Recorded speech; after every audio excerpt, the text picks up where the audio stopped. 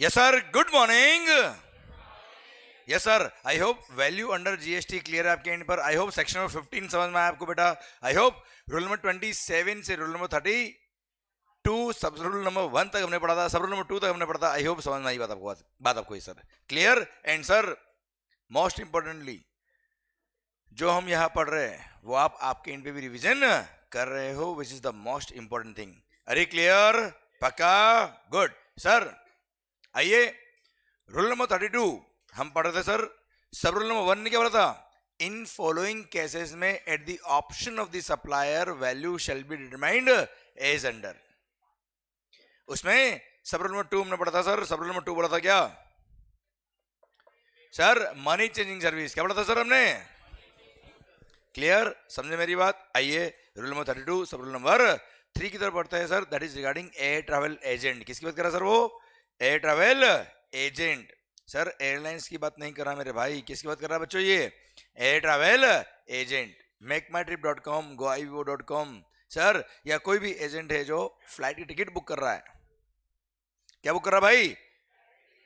तो जो कमीशन उसको मिला है that is what is called value supply sir. है ना सर? जो कमीशन उसको मिला that is what is called value of supply. यहां गवर्नमेंट ने ऑन एन एवरेज एस्टिमेट किया है कि इस इंडस्ट्री में ऑन एन एवरेज अगर आपने डोमेस्टिक फ्लाइट का टिकट बुक कराया है, डोमेस्टिक फ्लाइट का टिकट बुक कराया है, तो 5% is the on an average commission. 5% किसका? बेसिक एयर फेयर का। किसका बच्चों? Basic air fair.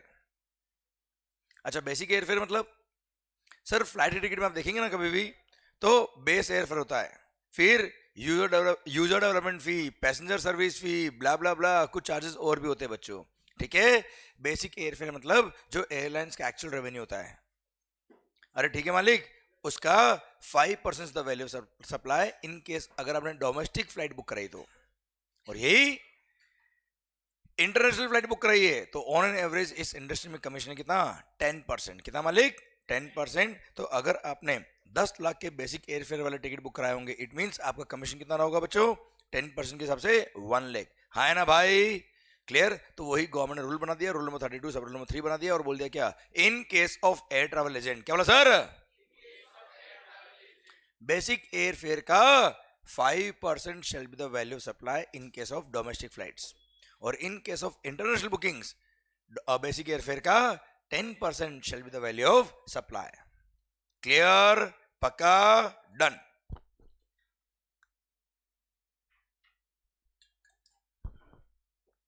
ये क्या मालिक? Rule number 32 sub rule number 3 किसके रिगार्डिंग? किसके regarding sir? Air travel agent, not the airlines. Okay बच्चों, क्लियर, पक्का, डन। एयरलाइंस का तो पूरा का पूरा वैल्यू बेसिक एयरफेयर है बेटा। हाँ है ना भाई? एयर ट्रैवल एजेंट के केस में 5% and 10% of the basic airfare. Clear, done. कोई खास बात नहीं, बहुत सिंपल था सर। आइए rule number 32 sub rule number 4 की तरफ बढ़ते हैं हम। वो कहता है क्या? Regarding life insurance business. किसके रिगार्डिंग है सर? वो जिंदगी के साथ भी जिंदगी के बाद भी। सुना सुना सुना, इसका भी टेम्परेचर थोड़ा कम करना। हाँ जी, लाइफ इंश्योरेंस बिजनेस। सर जो लाइफ इंश्योरेंस कंपनीज होती है क्या करती है बेटा? वो लाइफ इंश्योरेंस कंपनीज जो होती है वो क्या करती है? लाइफ लाइफ का इंश्योरेंस करती है। तो बोलो ना, हूं क्या कर रहे हो? वापस बोलता हूं मैं, चलो। सर लाइफ इंश्योरेंस कंपनीज क्या करती है? कोई डाउट इसमें बेटा? उसके लिए क्या चार्ज करती है बेटा? ये प्रीमियम। मतलब they are providing services of insuring you, for which they are charging the premium. और प्रीमियम पे क्या लगेगा बच्चा? जीएसटी। हाँ है ना भाई? सर अच्छा चलो एक और एग्जांपल, एक और बात उससे पहले। सर लाइफ इंश्योरेंस, क्या बोला बेटा? Life insurance. मान लो कोई पर्सन जिसने अपना लाइफ इंश्योरेंस करा रखा है, हूं करो, तो इंश्योरेंस कंपनी ने उसको सर्विस दी है टू इंश्योर हिज लाइफ। कुछ टाइम बाद वो चला गया, उसके फैमिली मेंबर्स को इंश्योरेंस क्लेम मिला है कितना? 1 CR का। आप मुझे बताओ ये 1 करोड़ का जो इंश्योरेंस क्लेम मिला उसको, क्या ये कोई कंसिडरेशन है? क्या मरने की सर्विस दी है, इसकी वजह से फीस मिला है बेटा? No sir, it is not a supply at all, इस पे कोई जीएसटी की बात आती नहीं है। पर हाँ, इंश्योरेंस कंपनीज ने आपको ये सर्विस दी कि आप चिंता फ्री रहे, आपकी फैमिली को सिक्योर हम रखेंगे, आपका इंश्योरेंस हमने किया है बच्चों, हाँ है ना? और उसके लिए कंसिडरेशन लिया उन्होंने। For example 1 lakh is the premium, तो 1 lakh will be the value of supply. बोलो यस सर, कोई डाउट? कोई डाउट? डन। तो sir in case of GST, क्या बोला सर? लाइफ इंश्योरेंस बिजनेस के केस में सर गवर्नमेंट इंश्योरेंस कंपनी ने आपसे क्या लिया बेटा? Premium, that is what is called supply of service. उस पे क्या लग जाएगा बच्चों? जीएसटी। पर कई सारी इंश्योरेंस पॉलिसीज होती है सर, जिसमें वो सेविंग कम इंश्योरेंस पॉलिसी होती है, इन्वेस्टमेंट कम इंश्योरेंस पॉलिसी होती है। सर आपने सुना होगा ULIP plan, unit link plan, अरे हाँ है ना भाई? मैं बताता हूं, नहीं भी सुना तो क्या होता है इसके अंदर। चलिए सर, मैं बात करूंगा किसकी बेटा? लाइफ इंश्योरेंस की। Rule number 32 sub rule number 4 की। सर मान लो एक स्कीम है सर, स्कीम नंबर 1, जिसमें आप हमको एनुअल प्रीमियम दीजिए 1 लाख रुपए, और सर 15 इयर्स तक आप हमको 1 लाख रुपए देना रिस्क कवर के लिए। एंड सर आपका लाइफ इंश्योरेंस हो जाएगा कितने का बेटा? 10 CR का। ये तो प्योरली क्या हो गया बेटा? इंश्योरेंस पॉलिसी हो गई। पूरे 1 लाख पे क्या लग जाएगा बच्चों? जीएसटी। अच्छा, एक पर्सनल एडवाइस ये बेटा कि इतना बड़ा प्लान लेने का नहीं बेटा लाइफ में, नहीं तो घर वाले पीछे लग जाएंगे, जल्दी जा। Clear sir? 10 करोड़ मिलेंगे। हाँ जी, आइए, मेरे पास दूसरा स्कीम भी है, स्कीम नंबर 2। आप हर साल एवरी ईयर यू पे ₹1 lakh is the annual premium. कितना बच्चों? आवाज नहीं आ रही हुई? 1 लाख। क्लियर? 15 इयर्स तक आप हमको 1 लाख रुपए पे करिए। कितने टाइम तक बच्चों? क्लियर? हम आपका लाइफ इंश्योरेंस कर देंगे कितने का? 1 करोड़ का, प्लस जो आपने 1 लाख रुपए करके हमको 15 इयर्स तक 15 लाख रुपए दिए, eight the end of the 15 years हम आपके 15 लाख आपको वापस लौटा देंगे साहब। होता ना इस तरह का पॉलिसी कई बार। सर इन्वेस्टमेंट कम इंश्योरेंस स्कीम, इन्वेस्टमेंट कम सेविंग स्कीम, यूलिप प्लान वगैरह आप लाइफ इंश्योरेंस सुना वगैरह आपने बेटा, हाँ है ना? सर ये देखो ध्यान से, ये दोनों इंश्योरेंस स्कीम में, स्कीम नंबर 1 और स्कीम नंबर 2 में क्या बेसिक फर्क है सर? सर बेसिक फर्क क्या है यहाँ पे? सर जो स्कीम नंबर 1 है, यहाँ पे प्योरली आपका रिस्क कवर हो रहा है बेटा, देखो ध्यान से, ये प्योरली रिस्क कवर की पॉलिसी है, लाइफ इंश्योरेंस पॉलिसी है। पर यहाँ पर जो आपने 1 लाख रुपए दिया, इसमें से कुछ भी आपको नहीं मिलने वाला, जो गया वो खर्चा है बेटा आपके लिए।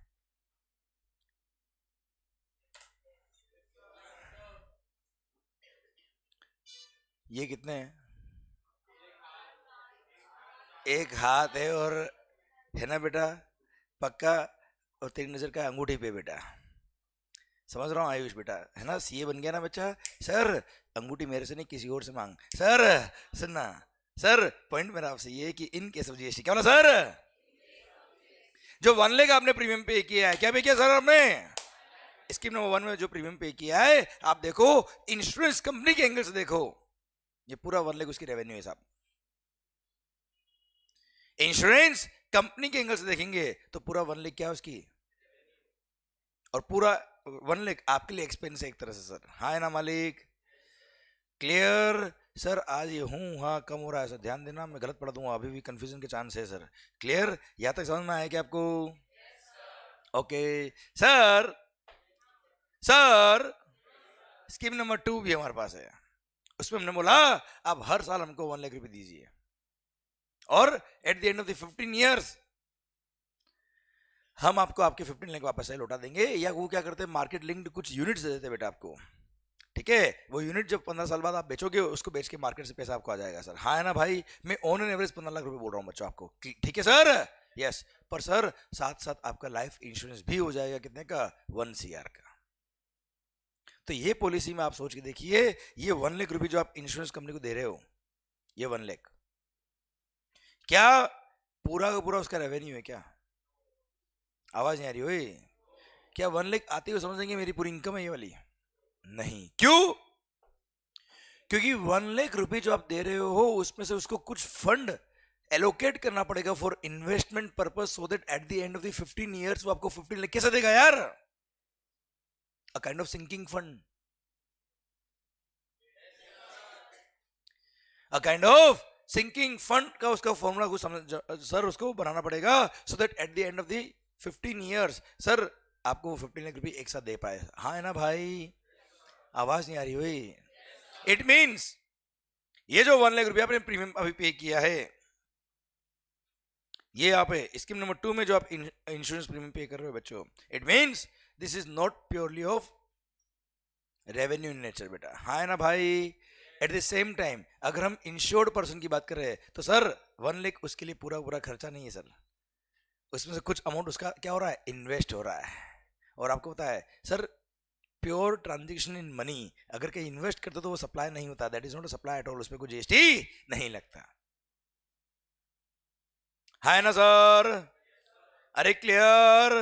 तो सर ये 1 लाख जो आपने प्रीमियम पे किया है, अब इसमें से रिस्क कवर का अमाउंट जो होगा वही तो इंश्योरेंस प्रीमियम की सर्विस होगी, इंश्योरेंस की सर्विस हुई बच्चों। हाँ है ना भाई? जो इन्वेस्टमेंट पोर्शन उस पर जीएसटी लगना चाहिए क्या बच्चा? नहीं। पर सर अगर इंश्योरेंस कंपनी ने अपने इंश्योरेंस के डॉक्यूमेंट्स पर ये डिस्क्लोज किया है कि आउट ऑफ 1 लाख इतना इन्वेस्टमेंट का पोर्शन है और इतना रिस्क कवर का है इंश्योरेंस के लिए है, तो ऐसे केस में केवल जो रिस्क कवर वाला जो प्रीमियम वाला अमाउंट है बेटा, रिस्क कवर का जो प्रीमियम है, जो अमाउंट अलोकेट हुआ है टुवर्ड्स इंश्योरेंस, केवल उस पर जीएसटी लगेगा बच्चे। हाँ है ना सर? पर सर अगर ऐसा कुछ डिस्क्लोज नहीं किया तो क्या पूरे 1 लाख पे जीएसटी लगना चाहिए? ढंग से आवाज नहीं आ रही सर। क्या पूरे 1 लाख पे जीएसटी लगना चाहिए सर? तो ऐसे केस में गवर्नमेंट ने rule number 32 sub rule number 4 बनाया और बोला चिंता मत कर मंगल। क्या बोला सर? और बोल दिया क्या sir, on an average government ने क्या किया, मार्केट में स्टडी किया और देखा कि अगर 1 लाख का प्रीमियम आप पे कर रहे हो तो उसमें से on an average first year में 75,000 इज द इन्वेस्टमेंट का पोर्शन जिसपे जीएसटी नहीं लगना चाहिए, पर 25% क्या है बेटा, रिस्क कवर का पोर्शन है, उस पे जीएसटी लगना चाहिए। And sir out of 1 lakh 25,000 will be chargeable to GST in the first year बच्चों। हाँ है ना भाई? पर सर फर्स्ट ईयर में रिस्क कवर के लिए 25% अलोकेट हुआ है, but second and subsequent years में the amount of risk covered जो गवर्नमेंट ने इंडस्ट्री में स्टडी किया और देखा तो पता पड़ा कि इसका हाफ, 25% का हाफ कितना होता है बच्चों, 12.5% shall be the amount of insurance premium allocated towards risk cover। हाँ है ना भाई? तो जीएसटी भी कितना में लगेगा सर? जीएसटी भी कितना में लगेगा सर? 12,500 बच्चों। हाँ है ना मालिक? ठीक। तो sir in case of GST क्या बोला मालिक? Gross amount of premium charge. क्या बोला सर? अगर इंश्योरेंस कम इन्वेस्टमेंट स्कीम है, इंश्योरेंस कम सेविंग स्कीम है और उसमें अगर रिस्क कवर का अमाउंट पॉलिसी डॉक्यूमेंट ने अलग से डिस्क्लोज किया है तो जो रिस्क कवर का अमाउंट है उस पर जीएसटी लग जाएगा साहब। पर अलग से डिस्क्लोज नहीं किया है तो फर्स्ट ईयर में क्या होगा sir, gross amount of premium charge का 25% shall be the value supply and sir second and subsequent year में it will be 12.5% of the gross amount of premium charge बच्चा। बोलो यस सर? पक्का? 100% done. पर sir अगर policy purely risk cover किए तो, अगर पॉलिसी प्योरली रिस्क कवर किए तो 100% of the premium amount is the supply of services. बोलो यस सर? पक्का? डन। बस एक बात और बची इस रूल में बेटा, आजकल एक नई स्कीम आई है सिंगल प्रीमियम पॉलिसी। क्या साहब? Single premium policy. आपको मान लो पीएफ के या कहीं से बहुत बड़ा अमाउंट आया सर, 10 लाख रुपए एक साथ आया सर। सर मान लिया सर, गुड। अब आपने सोचा एक काम करते 10 लाख रुपए इधर उधर रखे तो खर्च हो जाएंगे सर। ऐसा कोई स्कीम बन जाए कि 10 लाख रुपए में कहीं इंश्योरेंस कंपनी को दे दूं, मेरा इंश्योरेंस भी हो जाए और मेरे को हर महीने कुछ पैसा भी मिलता जाए। हाँ है ना सर? ऐसा पॉलिसी होता है सिंगल प्रीमियम पॉलिसी, उसमें एक अमाउंट क्या हो जाएगा, इन्वेस्ट हो जाएगा, और बाकी का अमाउंट आपका रिस्क इंश्योरेंस के लिए हो जाएगा। और सर जो अमाउंट इन्वेस्ट हुआ इसमें से कुछ अमाउंट आपको या तो एवरी मंथ मिलेगा या आफ्टर सर्टेन टाइम, जो भी पॉलिसी बोलती है उसके अकॉर्डिंग मिलेगा बच्चों, हाँ है ना भाई। तो ऐसे केस में गवर्नमेंट ने एस्टिमेट किया और देखा कि ऑन एन एवरेज जो ग्रोस अमाउंट ऑफ प्रीमियम आप पे कर रहे हो, सिंगल प्रीमियम पे कर रहे हो, उसमें 10% the value supply, 10% the amount allocated towards risk cover, और उस पर जीएसटी लग जाएगा बच्चों। बोले सर पक्का मालिक, 100% डन। तो sir in case of GST क्या बोला सर, लाइफ इंश्योरेंस बिजनेस के लिए rule number 32 sub rule number 4 खत्म होता है।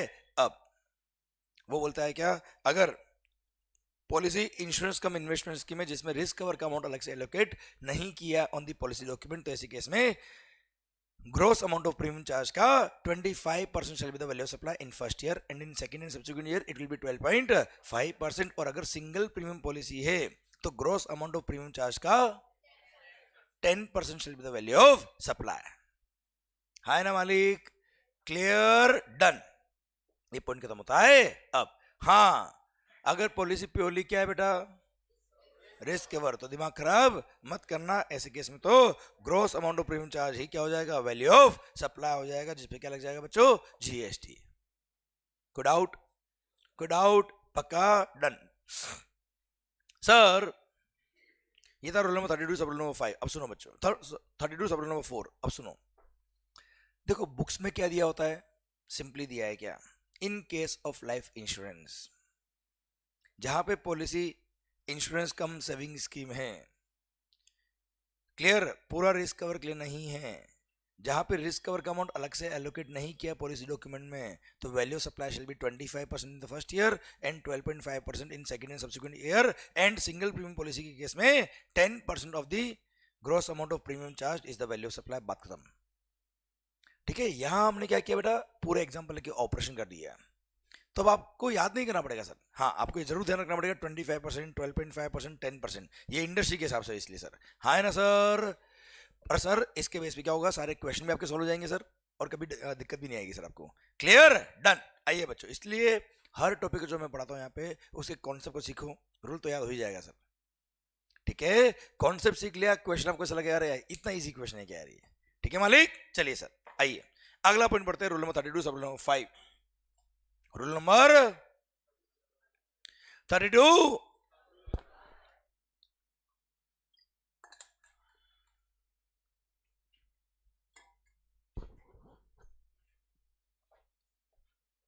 बुक्स बंद बुक्स बंद, ध्यान इधर, शानदार पॉइंट, धासु, जबरदस्त माहौल पॉइंट। देखा जाए तो इस रूल में कुछ बात नहीं है, पर दूसरे एंगल से देखा जाए तो one of the best rule है सर ये ऑफ द वैल्यूएशन। Rule number 32 sub rule number 5 बोलता है क्या, in case if you are a trader of second hand goods, if you are supplying if you are supplying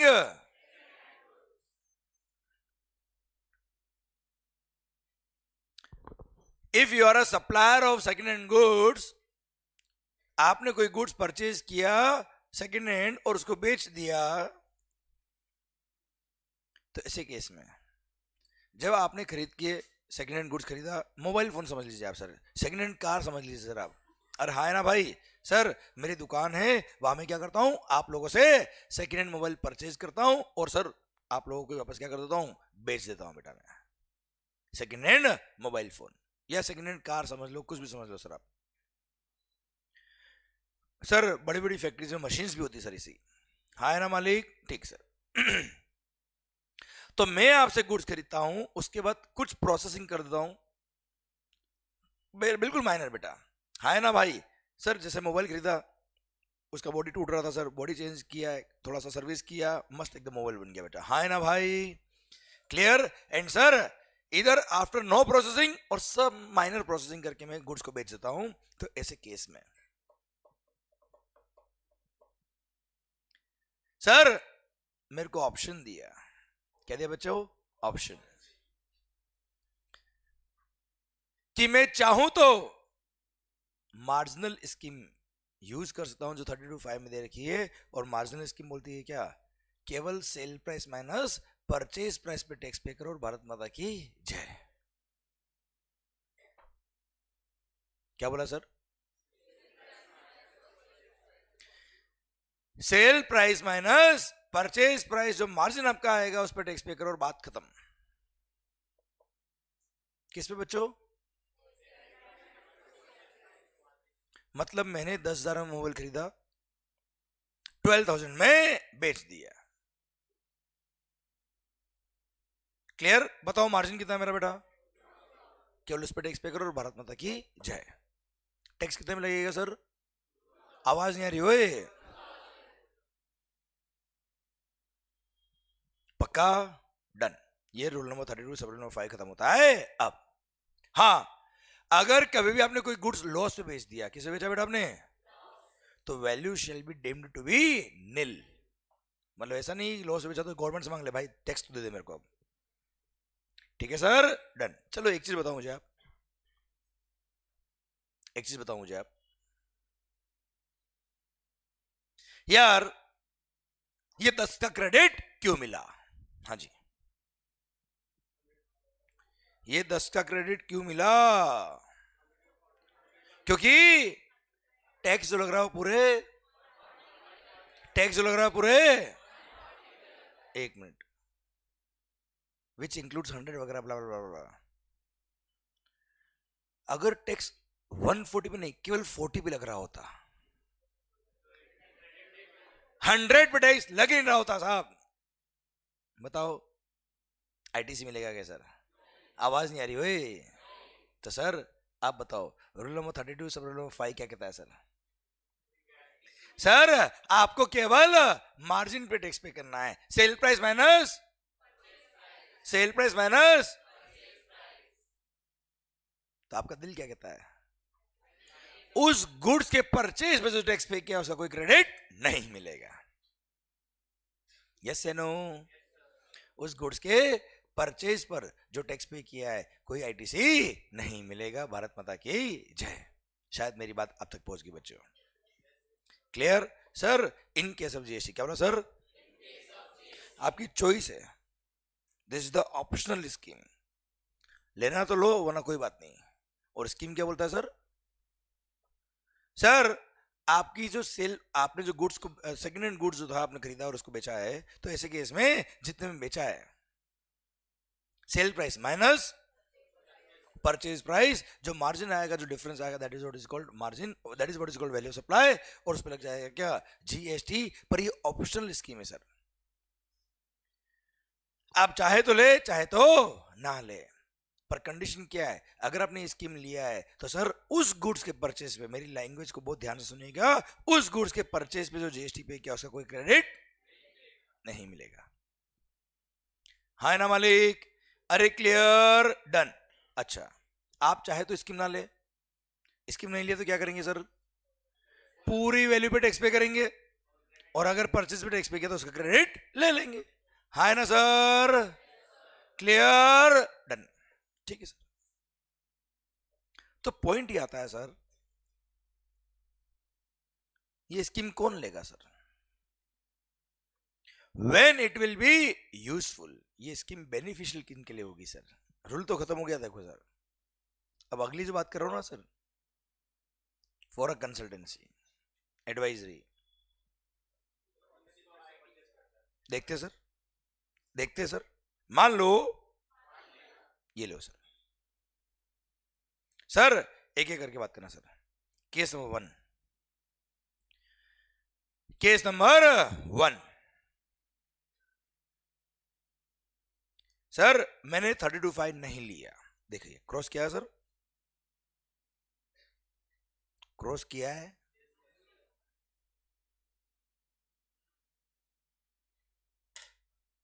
आज की मामला गड़बड़ है क्या? कि नाराज वाराज हो गया मेरे से आप? अरे पक्का कोई दुख तो नहीं जीवन में? पक्का ना सर? हाँ दुख तो बहुत है सर, ऐसा आप मत पूछो, ये क्वेश्चन गलत था सर, बाकी सब सही थे सर आपके। सर आवाज जो चाहिए वो नहीं आ रही है आज। अरे यस से नो? समझे मेरी बात? प्रॉपर आवाज आनी चाहिए तो सर मजा आएगा, because you are the energy. अरे हाँ ना सर? यस। तो sir in case of GST क्या बोला sir? Rule number 32 sub rule number 5। अच्छा एक मिनट, समझ में तो आ रहा है आपको बेटा? ऐसा गुस्सा तो नहीं आ रहा है मेरे पे कि मंगल पता नहीं क्या पढ़ाया जा रहा है और हम नहीं बोलेंगे तो जो करना कर, ऐसा तो नहीं है कहीं? पक्का ना? तो आवाज आनी चाहिए ढंग से, यस या नो? समझा अर्जुन? ऐसे नहीं, आवाज आनी चाहिए। अरे ठीक है, गुड सर। आइए रूल नंबर 32 की बात करते हैं हम सर। इन केस अगर मैंने कोई गुड्स परचेज किया है सर, मेरा कस्टमर, सुना सॉरी, जिनसे मैं गुड्स खरीदता हूं, जिनसे मैं गुड्स खरीदता हूं वो कौन है? रजिस्टर्ड पर्सन है। कौन है बच्चा? मान लो सर मैं मशीन परचेज करता हूँ सेकंड हैंड। क्या परचेज करता हूँ बेटा मैं? मशीनरी। और जिनसे परचेज करता हूँ मेरी इंडस्ट्री में सारे लोग क्या है बेटा? जीएसटी में रजिस्टर्ड है। सेकेंड हैंड गुड्स का काम करता हूं बच्चों में। अब उसने क्या किया होगा जब वो गुड्स बेची होगी बेटा? हूं करो रे, मैंने 32(5) नहीं लिया है, 32(5) नहीं लिया है। जब उसने गुड्स बेची होगी, वैल्यू ऑफ गुड्स 10 लाख, उस पे जीएसटी सपोज 10% था, कितना हो गया बेटा? 1 लाख। टोटल 11 लाख का बिल लिखा होगा। अब सिंस मैंने 32(5) नहीं लिया, मतलब मैं पूरी सेल प्राइस पे टैक्स पे करूंगा। पूरी सेल प्राइस पे टैक्स पे करूंगा मतलब परचेज पे टैक्स पे जो पे किया उसका मेरे को आईटीसी मिलेगा। मैंने 1 लाख का क्रेडिट ले लिया, 10 लाख मेरी कॉस्ट आ गई। मैंने 4 लाख मान लो क्या है मेरा मार्जिन है, इट कम्स टू 14 lakhs। मैंने 14 लाख में गुड्स बेचा, उस पर जीएसटी थी कितनी? 10%। सर 14 लाख का 10% कितना होता है बच्चा? 1,40,000 इनडायरेक्ट टैक्स है। मैंने कस्टमर को 15,40,000 का बिल लिखा, उससे 140 जो जीएसटी लिया जब गवर्नमेंट को पे करूंगा, कैसे पे करूंगा बेटा? 1 लाख का मैंने आईटीसी यूज किया और बैलेंस 40,000 पे किया। भारत माता की जय। कोई खास बात? यही अगर मैंने 32(5) लिया होता, all other things remaining same, यही अगर मैंने 32(5) लिया होता तो क्या होता? वही गुड्स परचेज किया बेटा 11 लाख में बच्चों, हाँ ना भाई? अब 32(5) ले रहा हूं मतलब 32(5) ले रहा हूं मतलब मैं मेरे सेल पर केवल मार्जिन पे टैक्स पे करने वाला हूं सर। परचेज पे जो टैक्स पे किया उसका मेरे को कोई क्रेडिट नहीं मिलेगा। तो क्या हो मालिक? परचेज पे टैक्स पे किया मैंने कितना बेटा? 1 लाख। आईटीसी कितना मिला बच्चों? लड्डू। ठीक है? यस। मेरी कॉस्ट कितनी होगी बच्चों? आवाज नहीं आ रही हो? 11 lakhs। मार्जिन कितना है? 4 lakhs। Total comes to 15 lakh। अभी वैल्यू ऑफ गुड्स है 15 लाख रुपया। Rate of GST is 10%, but it will be charged only on what is my margin? 4 lakh. Sir 4 lakh का 10% कितना हो गया बच्चा? 40,000। और पूरा 40,000 मैंने क्या कर दिया? पे कर दिया। अल्टीमेटली 1540 का बिल बना दिया। भारत माता की जय। कोई डाउट? सर ये मैंने बताया कि 32(5) नहीं लिया तो क्या होगा, 32(5) लिया तो क्या होगा। अब सोचो क्या सही हो रहा है क्या गलत हो रहा है सर। मान लो अब बिजनेसमैन के एंगल से सोचते बेटा, बिजनेसमैन के एंगल से अगर हम सोचेंगे सर, मैंने मेरे कस्टमर को ये वाला बिल इशू किया केस नंबर 1 में, और केस नंबर 2 में ये वाला बिल इशू किया। सर बिल्कुल सही, 2 मिनट सर। नहीं परफेक्ट है, ये सेकंड पॉइंट बोल रहा हूं मैं, पर 1 मिनट को सर। सबसे पहली बात, मेरा कस्टमर जो होगा उसको केस नंबर 1 में गुड्स कितने में पड़ रहा सर? सब मिला के 1540 बेटा।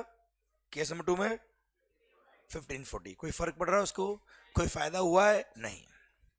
सेकंड बात, अगर मेरा कस्टमर रजिस्टर्ड है, क्या है बेटा? अगर मेरा कस्टमर जीएसटी में रजिस्टर्ड है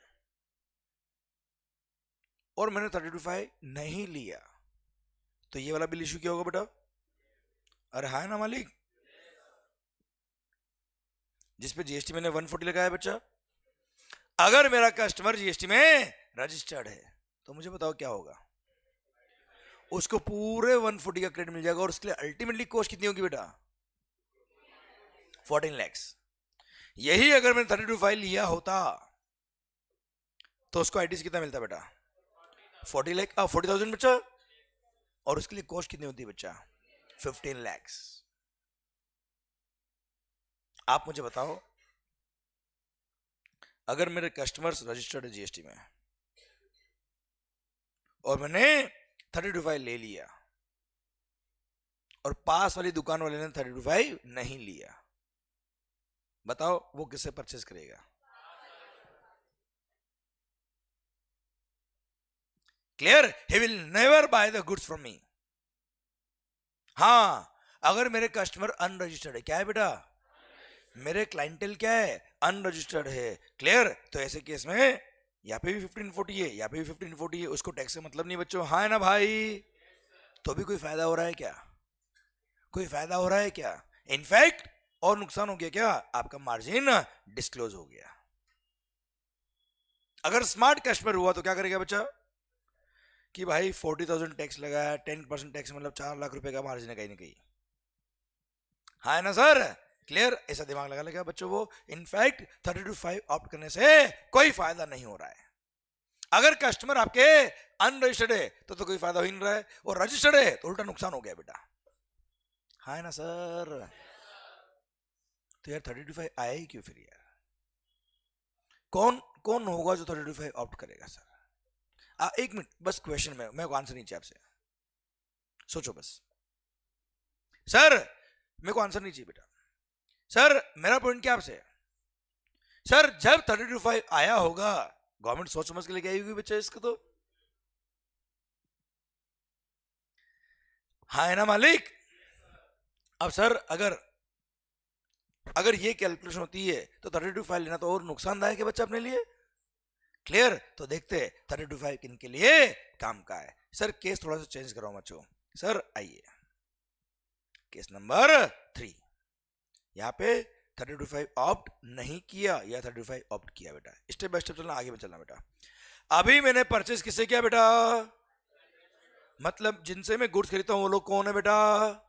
अनरजिस्टर्ड है। मैंने उससे गुड्स परचेस किया कितने में बेटा? 10 लाख में। हूं करो रे, क्या जीएसटी लगाया होगा उसने बेटा?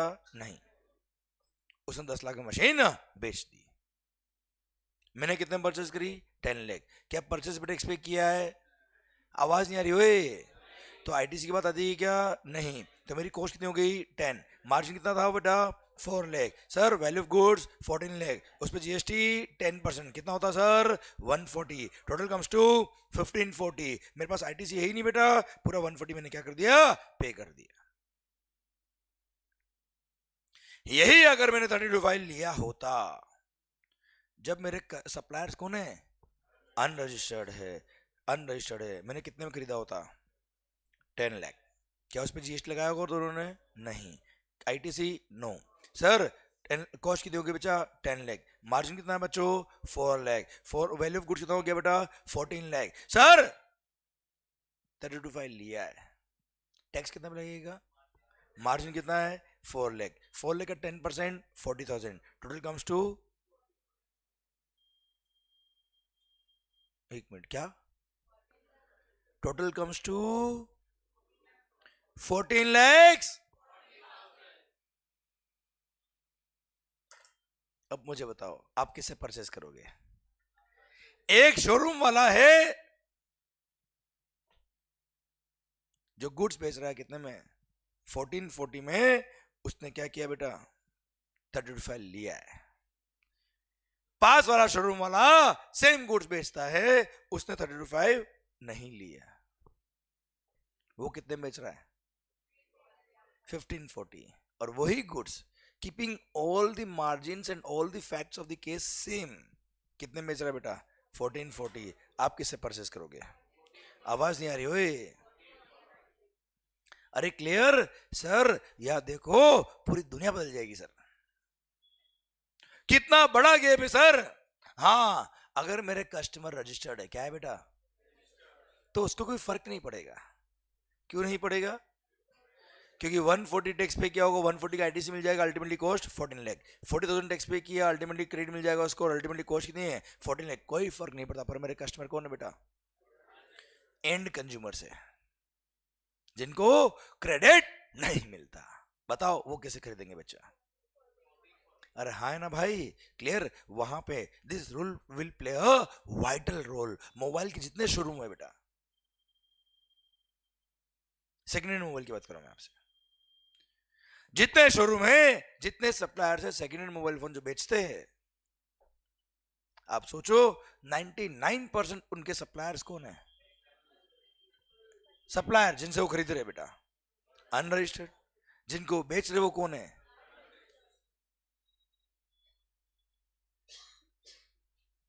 99% केस में ये इंडस्ट्री में लोग क्या है? अनरजिस्टर्ड है। अरे हाँ है ना, आप सेकेंड हैंड टीवी परचेज करते हो, मैं सेकेंड हैंड टीवी बेचता हूँ, सेकेंड हैंड वॉशिंग मशीन बेचता हूँ, माइक्रोवेव बेचता हूँ, सेकेंड हैंड फ्रिज बेचता हूँ, सेकेंड हैंड एसी बेचता हूँ। 99% केस में मेरे कस्टमर कौन है? अनरजिस्टर्ड। मैं खरीदता किससे हूँ? अनरजिस्टर्ड से। सर अगर ऐसा है तो डेफिनेटली 32 लेना बहुत फायदेमंद होगा सर। हाँ है ना सर, क्लियर। पर अगर मेरे सप्लायर कौन है बेटा?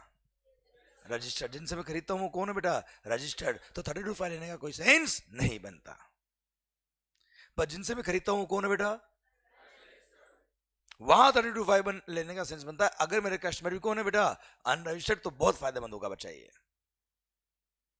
हाँ है ना सर, क्लियर, डन। भारत माता की जय। अच्छा लॉजिक समझ में आया बेटा आपको? ये ऐसा क्यों हो रहा है समझ में आया आपको ये? अरे क्लियर, डन। ये पॉइंट खत्म होता है। अब कुछ मजा आया कि नहीं आया? रे क्लियर। अच्छा अब आप ये सोचिए कि गैप आ क्यों रहा है बेटा? ये 1 लाख का गैप क्यों आया सर इसमें? ये जो 10 लाख है और ये जो 4 लाख का मार्जिन है बेटा, केस नंबर 1 में पूरे 14 लाख पे जीएसटी लगाया बच्चा। केस नंबर 2 में केवल 4 लाख पे जीएसटी लगाया, 10 लाख पे जीएसटी लगा ही नहीं। इसलिए क्या पा रहा है साहब ये। और यही अगर सप्लायर्स रजिस्टर्ड होते जीएसटी में बेटा, ये वाला केस होता, तो इस केस में तो उन्होंने इस 10 लाख पे भी जीएसटी लगाया होता ना बेटा यार। इसलिए वहां टैक्स से होने का सवाल नहीं आता है। ये 32(5) किन के लिए काम का बच्चों? अनरजिस्टर्ड से परचेज करते हो और अनरजिस्टर्ड को बेचते हो, उनके लिए बहुत फायदेमंद है सर ये। हाँ है ना भाई, क्लियर। अच्छा एक दो बातें हो रहे हैं अब सर। अब ये खत्म हो गया सर। अब एक दो बातें हो रहे सर जो मेरे दिमाग में आती है सर। मेरे माइंड में एक क्वेश्चन है मालिक कि सर एसएससी को तो फायदा हो गया, पर sir why the government want कि हमको टैक्स कम मिले? नहीं नहीं क्वेश्चन समझ में नहीं आया ना बेटा आपको? अगर 32(5) नहीं होता तो यहां गवर्नमेंट को पूरा 140 टैक्स मिलता बेटा। ये हूं जो ना ढंग से नहीं आया तो बेटा मैं कॉन्सेप्ट नहीं पढ़ाऊंगा, ध्यान रखना। 32(5) कब का खत्म हो चुका है बच्चों। ये तो मैं एक्स्ट्रा पढ़ा रहा हूँ आपको, प्रैक्टिकल लाइफ में जीवन में काम आएगा बेटा आपकी, वरना हो गया 32(5) खत्म। ठीक है सर, आवाज आएगी क्या? अच्छा अगली बार मैं बोलूंगा नहीं बेटा, ठीक है ना? अगली बार मैं करके दिखाऊंगा कि देखो कैसे कैसे रूल खत्म होता है बेटा। क्लियर, करके दिखाऊंगा मैं आपको, ध्यान रखना। ठीक है सर। सेल्फिश हिपोक्रेट लोग हो आप सर। सर मान लो सर, अब आपके एंगल से बात कर ली मैंने कि सर 32(5) अगर मैंने लिया है, जब मेरे सप्लायर्स अनरजिस्टर्ड, मेरे कस्टमर्स अनरजिस्टर्ड, 32(5) इज बेनिफिशियल। तो सर एसएससी को फायदा है, पर at the same time government की रेवेन्यू कम होगी ना यार। गवर्नमेंट को केस नंबर 2 में रेवेन्यू कितना मिल रहा है सर? और यहाँ पे कितना मिल रहा है बेटा? अगर 32(5) होता ही नहीं बेटा तो गवर्नमेंट को डेफिनेटली कितना मिलता बच्चों? तो why government brought this rule number 32 सब नंबर 5? मेरा पॉइंट तो ये है बेटा आपसे सर, क्योंकि आप देखिए ध्यान से देखिए आप सर, अगर सेकेंड हैंड गुड्स अगर कोई अनरजिस्टर्ड पर्सन बेच रहा है मेरे को बेटा, मतलब उसने कहीं ना कहीं तो खरीदा होगा बेटा।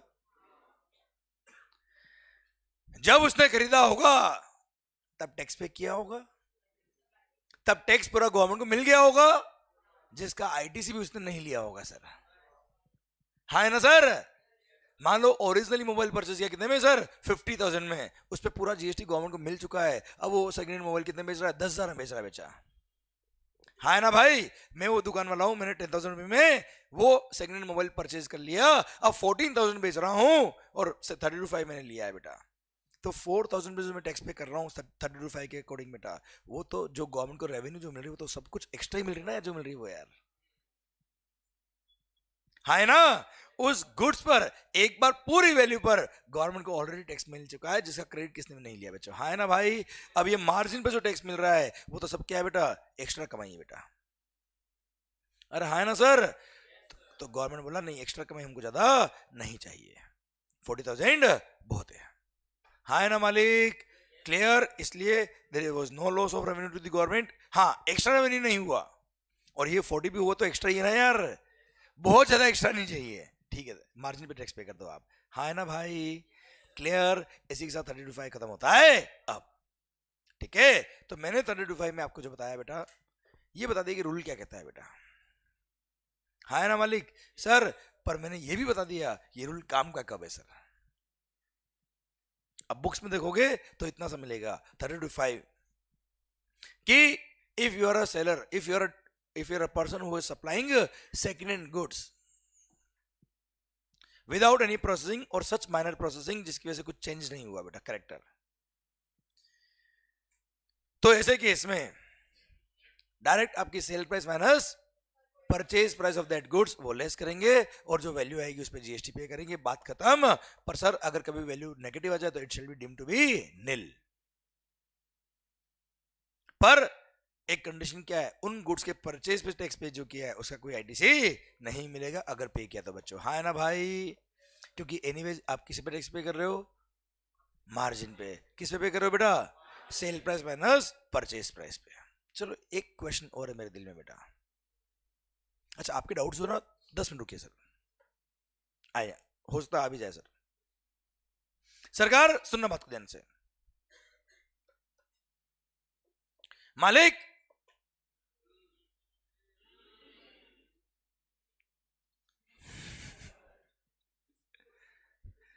मालिक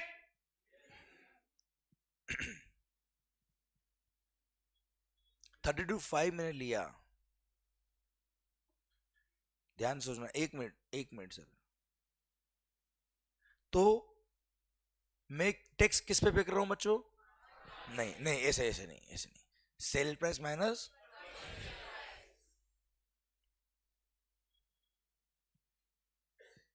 आराम से, कोई जल्दी नहीं मेरे को, ठीक है। किस पे टैक्स पे कर रहा हूं बेटा, मैंने मोबाइल परचेज किया आपसे सर, मैंने कार परचेज करी सेकंड हैंड बेटा आपसे, उस पर थोड़ा बहुत डेंटिंग पेंटिंग किया, चमका दिया कार को एकदम मस्त वाला बेटा, छोटा मोटा रिपेयरिंग था वो निकाला, छोटे मोटे कोई पार्ट्स खराब होते वो रिप्लेस किए मैंने, उसके सर्विसिंग कराई, क्लियर, और फिर बेच दी, हाँ या ना।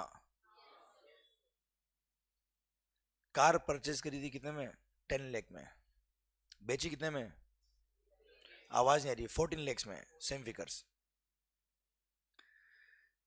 कार खरीदी थी 10 लाख में, बेची कितने में बच्चों, मार्जिन 32,500 मैंने लिया है बच्चा, किस पे टैक्स लगेगा, सेल प्राइस माइनस, इस सेल प्राइस में से क्या लेस किया मैंने, परचेज प्राइस लेस किया या कॉस्ट ऑफ सेल्स लेस किया,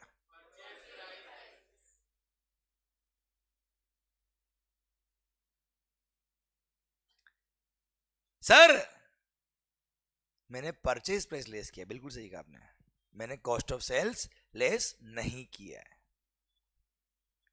मतलब ये हो गया बच्चों कि अगर मैंने 32,500 लिया है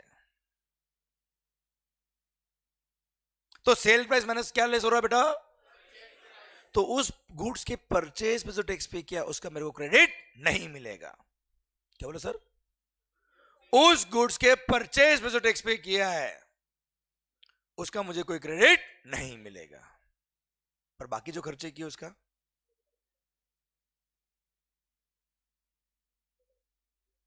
अच्छा दिल क्या कहता है, मिलना चाहिए नहीं मिलना चाहिए सर, ढंग से आवाज नहीं आ रही सर। वाह वाह, वापस सुना सर। ये जो मेरा 40,000 का मार्जिन था ना बेटा, ये सॉरी 4 लाख का बेटा, ये मार्जिन में क्या क्या है बेटा, मेरे दूसरे खर्चे भी तो है यार। क्या ये 4 लाख मेरा पूरा पूरा प्रॉफिट है क्या बेटा? मैंने हो सकता है मार्केटिंग सर्विसेज लिए आपसे बेचा, अकाउंटिंग सर्विसेज लिए मैंने आपसे बेचो, कंसल्टेंसी लिए मैंने आपसे बेचा। अच्छा रिपेयरिंग के लिए मेरे को सर कुछ मटेरियल काम आया बेटा। सर मोबाइल का याद है, बॉडी खराब हो गया था बेटा, मैंने चेंज किया बेटा मोबाइल का, वो मोबाइल का बॉडी मैंने आपसे परचेज किया। सर कुछ मैंने रिपेयरिंग सर्विस आपसे ली बच्चों, हाँ ना सर? सेल प्राइस में से क्या लेस हुआ बच्चों? मान लो ये 4 लाख में से 3 लाख मेरा अदर कॉस्ट है बेटा। 3 लाख क्या है? तो वो अदर कॉस्ट जब मैंने इंकर करी होगी उस पर जीएसटी पे किया होगा। अरे हाँ ना सर? बताओ उस 3 लाख पे वापस से जीएसटी लग रहा है कि नहीं लग रहा है? सर उस 3 लाख पे जीएसटी लग रहा है कि नहीं लग रहा सर? दिल क्या कहता है? वो 3 लाख पे जो जीएसटी पे किया उसका क्रेडिट मिलना चाहिए कि नहीं मिलना चाहिए सर? आवाज नहीं आ रही सर? बिल्कुल मिलेगा। वो 10 लाख पे जो जीएसटी पे किया उसका, आवाज नहीं, वो 10 लाख पे जो जीएसटी पे किया उसका नहीं मिलेगा, पर वो जो 3 लाख पे जीएसटी पे किया उसका। इसलिए मेरी लैंग्वेज पे अगर आपने ध्यान दिया हो तो सर, अगर आपने मार्जिनल स्कीम ली तो मैंने क्या बोला था सर? ये नहीं बोला आईटी से नहीं मिलेगा, मैंने बोला उस गुड्स के परचेज पे जो टैक्स पे किया उसका क्रेडिट नहीं मिलेगा। क्या बोला मैंने सर? उस गुड्स के परचेज पे जो टैक्स पे किया उसका क्रेडिट नहीं मिलेगा, यही मेरे वर्ड्स है सर। It means what? बाकी सारे गुड्स, बाकी सारी सर्विसेज, कैपिटल गुड्स, जो भी काम आ रहा है इन सब का मेरे को आईटीसी मिलेगा, कोई तकलीफ वाली बात नहीं है। हाँ ना सर? क्योंकि सेल प्राइस में से क्या लेस हुआ है और कुछ लेस नहीं हुआ है। और आपको पता है क्या 10 का क्रेडिट क्यों मिला? काम आ रहा है कि नहीं आ रहा है सर? काम आ रहा है कि नहीं आ रहा सर कि 10 का क्रेडिट क्यों मिला? मैंने आईटीसी शुरू नहीं किया बेटा, पर अगर आपको फंडा नहीं पता होता 10 का क्रेडिट क्यों मिला तो शायद ये फंडा समझ नहीं आता आपको। हाँ मैं बोलता आप याद कर लेते सर, पर जो दिल की गहराई से भी बात निकल रही है ना सर, वो ना हो पाता। अरे क्लियर समझे मेरी बात? इसलिए मैंने डे 1 भी जो पढ़ाया था ना सर, हर एक चीज काम की है। मुझे बताना कहाँ का वो काम आएगी। क्लियर समझे मेरी बात? पक्का डन। ये जो आपको अभी अंदर से एकदम वो जो होता है सेटिस्फेक्शन लेवल, मजा आ गया वो वाली फीलिंग, सर ये फील तभी आता जब कोई इन डेप्थ कॉन्सेप्ट आता है बच्चों। यस या नो? एक एक वर्ड सर बहुत शानदार होना चाहिए सर, एक एक वर्ड। और सर मेरे को नॉलेज कितना भी हो उससे कोई फर्क नहीं पड़ता, नॉलेज आपको मिल जाना चाहिए sir, that is what is important. मेरे कोचिंग में क्या होता है, मेरे को भले कितना भी हजार है, आपको नहीं समझ पाता क्या मतलब रहा उसका? क्लियर समझे मेरी बात? इसलिए आपको समझ में आना चाहिए, which is very much important. इसलिए मैं डेली बेस पे बोलता हूँ क्या, आपके एंड पे होना चाहिए, आप पढ़ के आइए रोज। Clear done. तो वापस rule number 32 sub rule number 5 बोल रहा हूँ बच्चों में। इन केस क्या बोला sir? If you are a dealer of second hand goods, अगर आपने कोई गुड्स सेकंड हैंड बेची है, सेकंड हैंड गुड्स बेची है, तो ऐसे केस में आपके पास ऑप्शन है कि आप चाहे तो sale price minus purchase price पे टैक्स पे कर दे, पर कंडीशन क्या है, उस गुड्स के परचेज पे जो टैक्स पे किया उसका क्रेडिट नहीं मिलेगा। हिंदुस्तान में बहुत कम लोग हैं जो इस वर्ड को पकड़ पाए कि उस गुड्स पे जो टैक्स पे किया उसका क्रेडिट नहीं मिलेगा सर। और हाँ, अगर कभी भी गुड्स आपने लॉस में बेची है तो it shall be deemed to be nil, value shall be deemed to be nil बेटा। हाँ है ना भाई? क्लियर पक्का? 32 खत्म होता है अब। क्लियर? अब जाके इसका ऑपरेशन खत्म हुआ बच्चों। हाँ जी, अब कोई डाउट है तो मुझे बताओ बेटा।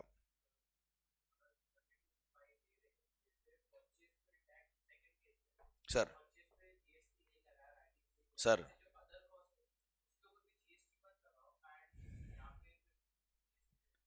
तो पूरे 4 लाख बदला गया बेटा टैक्स।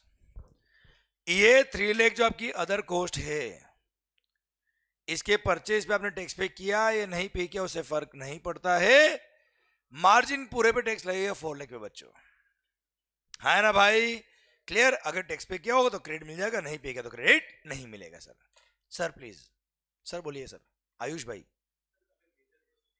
क्या बेटा? हाँ, देखो, आप समझिए मेरी बात को। सेकेंड हैंड गुड्स में नॉर्मली आप बात करो वो ऐसा होता नहीं प्रैक्टिकली। सेकेंड हैंड गुड्स में हमेशा क्या होता है बेटा, आप खरीदते हो और बेचते हो बच्चों, ठीक है? तो मेरे ख्याल से तो चल जाएगा, आपका वाला केस भी आ जाएगा इसमें। सप्लाई ऑफ गुड्स में आएगा सर। आपने बेचा तो कार है ना यार, मान लो भंगार कार खरीदी फिर बेची, क्या कार ही तो बेची आपने बेटा, तो मेरे ख्याल से कवर हो जाएगा इस रूल में सर आप। हाँ सर। सर एक मिनट, बहुत अच्छा पॉइंट बोला सर इन्होंने। सरकार 32(5) खत्म हो गया है। मैंने कहीं भी बोला है कि आपको कि अगर आपने ये ऑप्शन लिया तो मिड ऑफ द ईयर में विड्रॉ नहीं कर सकते? ऐसा कि बोला है क्या मैंने आपको? लॉ में लिखा ही नहीं, मैंने बोला भी नहीं सर। इसका मतलब क्या है? इसका मतलब यह है आप ट्रांजैक्शन टू ट्रांजैक्शन डिसाइड कर सकते हो कि 32(5) लेना है कि नहीं लेना। सर आपके कस्टमर रजिस्टर्ड है, 32(5) मत लेना। कस्टमर अनरजिस्टर्ड है, 32(5) ले लेना बच्चों। क्लियर? बस ध्यान रखना, जहां 32(5) लिया है उस गुड से परचेज पे टैक्स पे किया, उसका क्रेडिट मत लेना बच्चों। ठीक है, done. You can change the option transaction wise in fact. Okay बच्चा, ठीक sir. And whenever options are there in the law, it is always the choice of assessee. ठीक है, डन। सर आ रहा मजा कि नहीं आ रहा सर? चलिए, एक बात और है दिल में, बोल दूं क्या मैं आपको सर? अच्छा, मजा आया कि नहीं आया यार, पहले तो बताओ मुझे। हाँ है ना भाई? यस।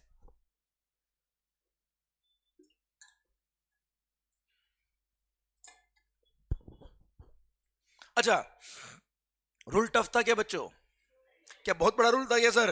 रूल तो केवल 3 लाइन का है बेटा, वो तो हमने जिस लेवल से पढ़ा ना सर। ठीक है, इसलिए चीजों को अच्छे से समझिए, मजा आएगा आपको हमेशा। ओके, संतोष भाई ध्यान मेरी तरफ। संतोष भाई देखना sir, in case of GST, क्या बोला sir? In case of GST, समझना। एक मस्त बात बताता हूं आपको एक और। एक अच्छी बात बोलूंगा मैं आपको सर। यार मान लो, बहुत अच्छा सर, यही ना एनर्जी सर।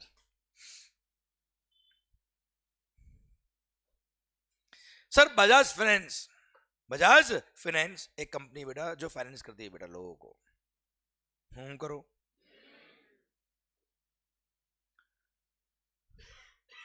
मान लो, बहुत अच्छा सर। सर क्या नाम? हाँ पीछे मत देख। कुशाल, कुशाल। सर कुशाल भाई ने 14 फेब को कोई कार परचेज करी बेटा। करो रे सर। पर कार परचेज करने के लिए उन्होंने लोन लिया। इसमें क्या है सर? लोन के अगर काम बनता तो क्या दिक्कत है सर? मतलब कार मिलती है तो।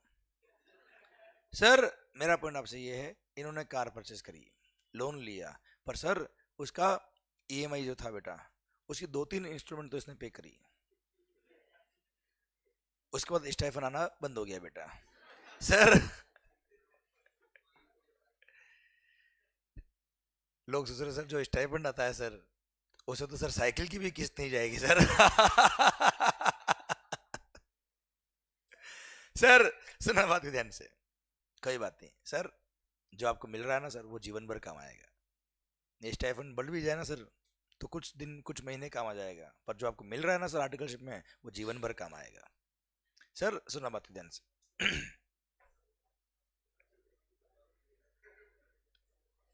अब लोग सोच रहे हैं हमको मिल क्या रहा आखिर सर।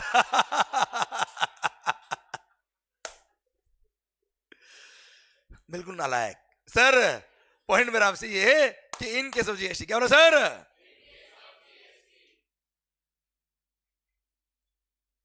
सर आपने कार परचेज किया, 3-4 इंस्टॉलमेंट पे करी, उसके बाद इंस्टॉलमेंट बाउंस, बाउंस और बाउंस। बजाज फाइनेंस ने क्या किया बेटा? इनकी कार बाउंस कर ली बेटा। हाँ है ना भाई? सर कार रीपर्चेस कर ली उन्होंने बेटा, उठा ली बेटा कार। Clear sir. अब बजाज फाइनेंस क्या करेगा सर? ऑक्शन करके बेच देगा बेटा ये? अरे हाँ है ना बेटा, अल्टीमेटली बेच देगा, भले ऑक्शन करे कैसे भी बेचेगा, वो बेच देगा सर, हाँ या ना? क्या बेचेगा? कौन सी कार? सेकेंड हैंड कार, हाँ है ना सर? अगर वो 32.5 लेना चाहता है तो ले सकता है, कोई तकलीफ नहीं साहब, कोई दिक्कत नहीं है, लिया उसने सर। अब मेरा पॉइंट आपसे ये है, 32.5 में क्या बोला बेटा? Sale price minus, sale price minus, ओहो, व्हाट इज परचेज प्राइस?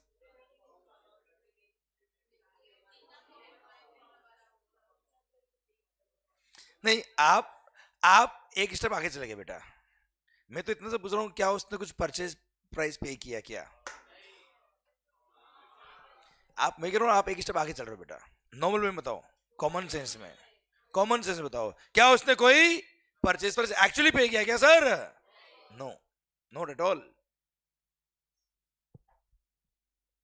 अब अगला स्टेप पे आप चले गए बेटा पहले ही, जो गलत है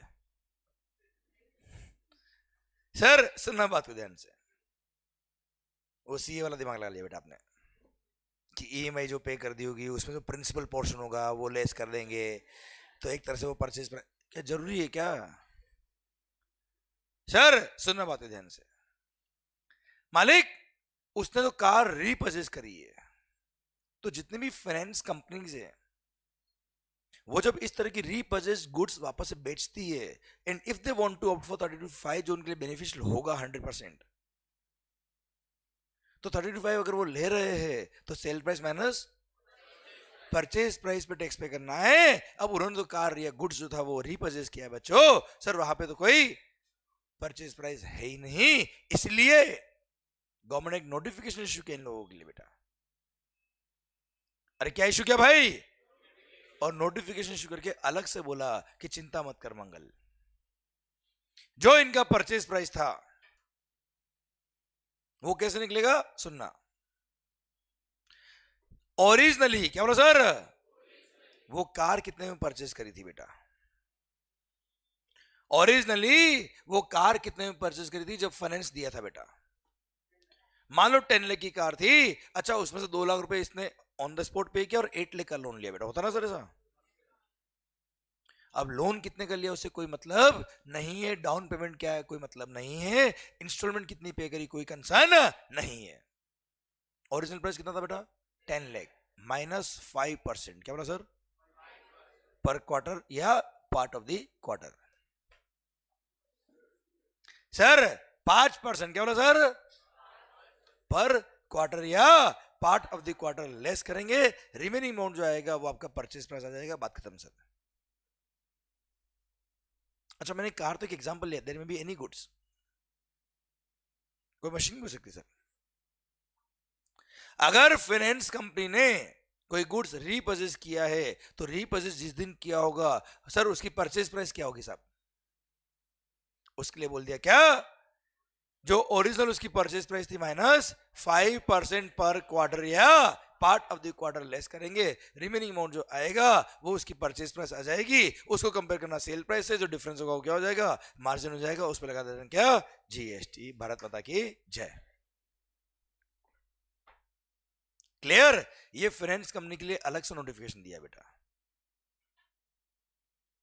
क्लियर सर? वापस सुनना, कार जो ओरिजिनली परचेज करी थी, अभी एक मिनट बाकी में रस लिख रहा हूं, कार एक एग्जांपल है बेटा, ठीक है ना सर?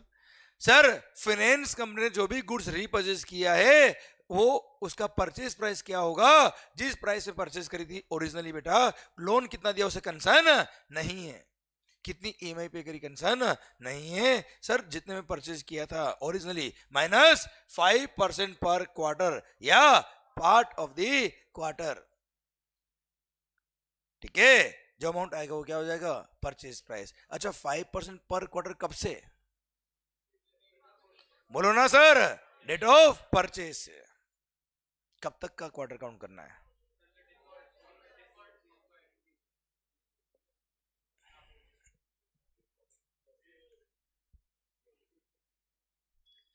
Clear sir?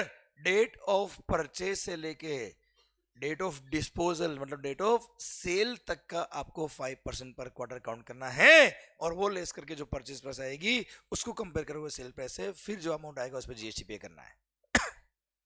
क्वार्टर कब से कब तक? डेट ऑफ परचेज से लेकर डेट ऑफ डिस्पोजल सेल तक बेटा। रीपर्चेज कब किया उसकी डेट से कंसर्न है ही नहीं। है ना मालिक? क्लियर? पक्का? सर एक लास्ट बात बच्चों, चलो एक एग्जांपल, ये से मैंने क्वेश्चन बना रखा आपके लिए बेटा।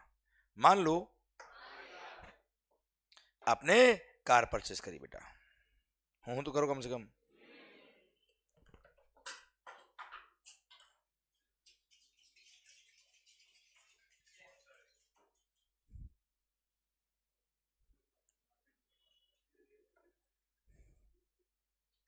देखो मंगल की क्वालिटी बेटा, सर कुछ नहीं होता है बेटा, यू नो ये मैं आपको सामने प्रूव करता है। अगर आप अच्छे से पढ़ते तो कुछ नहीं हो सकता आपको कोई भी गिरा दे बेटा, सर आपको कुछ नहीं हो पाएगा सर। सर पढ़े अब हम, आपने पकाया मैंने भी पका दिया सर आपको। मान लो आपने कार परचेज किया कितने में बेटा? 10 लाख में। कब बेटा? 14 फेब 2024। हाँ है ना भाई? Sir it was finance from Bajaj finance. Down payment कितना किया बेटा? 2 लाख। उससे कोई मतलब है ही नहीं। सर कार सिंस आपने 14 फेब से सर कार चलाना चालू किया बेटा, सर चलाई पर उसके लोन आप रीपे नहीं कर पाए, इंस्टॉलमेंट पे नहीं कर पाए, उन्होंने कार रीपर्चेज कर ली कब बेटा? 1 अप्रैल 2025 को। ठीक है सर? अब आपने कार की जो हालत करी थी बेटा, उसकी वजह से उसको बेचने में टाइम लग गया। 25 जुलाई को वो कार बिकी बेटा। हाँ है ना भाई? क्लियर? कितने में बेटा? 8 लाख में बेटा। ठीक है? मान लो GST rate was 10%। Sir calculate the value of supply. Sir rule number 32(5) के अकॉर्डिंग बेटा कितना जीएसटी पे करना पड़ेगा बच्चों? हाँ है ना भाई? Clear? This is the question. I hope समझ में आ रही बात आपको ये। ठीक है? चलिए आंसर को भी बाद में देखेंगे, पहले मुझे बताओ आप क्या होगा बेटा, सोच बताओ पहले। अगर 32(5) लिया है तो क्या करेंगे? सेल प्राइस कितना बेटा? 8 लाख। 8 लाख में से क्या करेंगे सर? परचेज प्राइस कितना बेटा? आवाज नहीं आ रही हुए? 10 lakh minus 5% per quarter from 14 Feb till 25 of July. मतलब आपने रीपर्चेज कब किया उससे भी मतलब नहीं है। 1 अप्रैल 25 काम की डेट है ही नहीं सर। काम की डेट क्या है बेटा? 14 फेब से लेकर 25 ऑफ जुलाई तक के क्वार्टर काउंट करेंगे बच्चों। हाँ है ना भाई? ओके एक मिनट, यहां तक समझ में आया बच्चों आपको ये? ठीक है सर। अब एक और बात जो पूरे जीएसटी में आपको ध्यान रखना है बच्चों, what do mean by quarter? What do mean by quarter? हाँ जी बेवड़ो। अच्छा क्वार्टर मतलब 3 मंथ्स। कब से?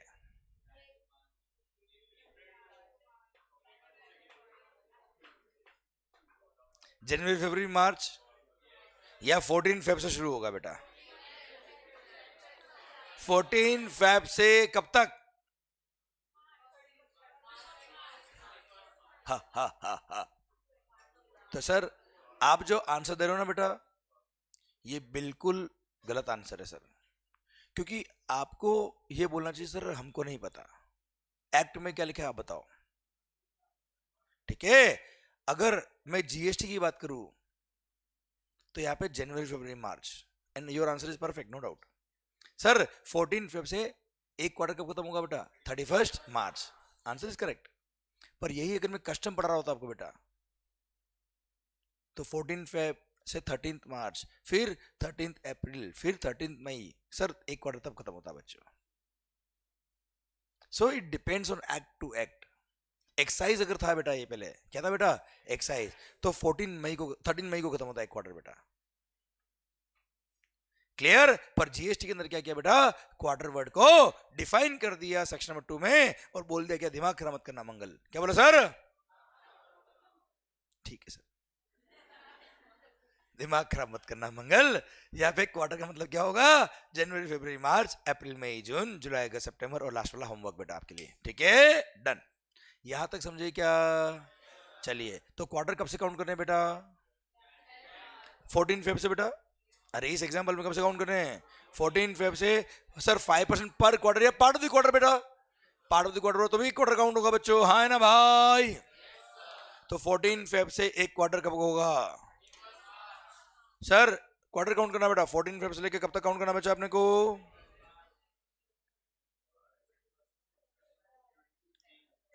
है ना भाई? चलिए क्वार्टर काउंट करते हैं। सर 31 मार्च 24, 38 जून 24, 38 सितंबर 24, 31 दिसंबर 24, फिर 31 मार्च 25, 38 जून 25, फिर जुलाई का पार्ट ऑफ द क्वार्टर भी एक क्वार्टर हो गया बच्चों। Total 7 quarter. तो 7 क्वार्टर इंटू 5% मतलब 35%। मतलब ये 10 लाख में से क्या लेस होगा बच्चा? 35%। 10 लाख में से 35% क्या मतलब? Sir 6,50,000 is your purchase price. हाँ ना सर? परचेज प्राइस क्या आ गई बच्चे? 6,50,000 is your purchase price. Sir इसको किससे लेस करेंगे? 8 lakh is your sale price बच्चों, हाँ है ना भाई? 8 लाख में से 650 गया, कितना बचा बचा? 150। क्लियर? 150 पे क्या लग जाएगा बच्चा? 10%। कितना होता है बेटा वो? 15,000। भारत माता की जय। आया मजा? आया मजा? Clear, done. पर सर क्या होता है, स्टेप बाय स्टेप बात बतानी पड़ती है मेरे को सर, सारी बातें एक साथ नहीं बोल सकता मैं आपके लिए। Clear, done. सर एक लास्ट बात और बोल देता मैं आपको। सर 5% पर क्वार्टर का मतलब क्या है सर? हर क्वार्टर में 5%। वेरी गुड बेटा। तो एक साल में कितना हो गया बेटा? 20%। 5 ईयर्स में कितना? 5 ईयर्स में कितना हो गया बच्चा? 100%। मतलब गवर्नमेंट ने 5% क्यों रखा? उन्होंने on an average her goods की लाइफ कितनी मानी है? 5 ईयर्स। अच्छा, अब भले एक्चुअल लाइफ कुछ भी उससे कंसर्न नहीं है, लगेगा 5% ही सर। क्लियर? समझे? मैंने आपको एक बैकग्राउंड बताया कि वाई 5% और 5% रखा, तो उसके पीछे का रीजन क्या रहा होगा ये मैंने आपको बताया बच्चों, है ना सर? पक्का? Clear, done. Sir in case of GST क्या बोला सर? अब जाके 32(5) पूरा खत्म हुआ है सर। ठीक है सर, कब से ये बोल रहा हूं, पर एक एक पॉइंट धीरे धीरे ऐड करना पड़ता है सर, है ना? बट फाइनली अब खत्म हो गया सर। Okay, clear? सर ध्यान देना, बिल्डिंग बनाने के लिए पहले एक बार एक फ्लोर को पक्का करना पड़ता है, फिर नेक्स्ट, हाँ है ना भाई? क्लियर, पक्का, डन। और ना सारी बातें एक साथ बोल दे अगर तो आउट। अरे क्लियर, डन। तो sir in case of GST क्या बोला sir? In case of GST मैं 32(5) एक बार वापस रिपीट कर रहा हूं बच्चों। If in case if you are a supplier of second hand goods, if you are a supplier of, तो सर आपके पास चॉइस है कि आप चाहे तो 32(5) ऑप्ट करें बेटा।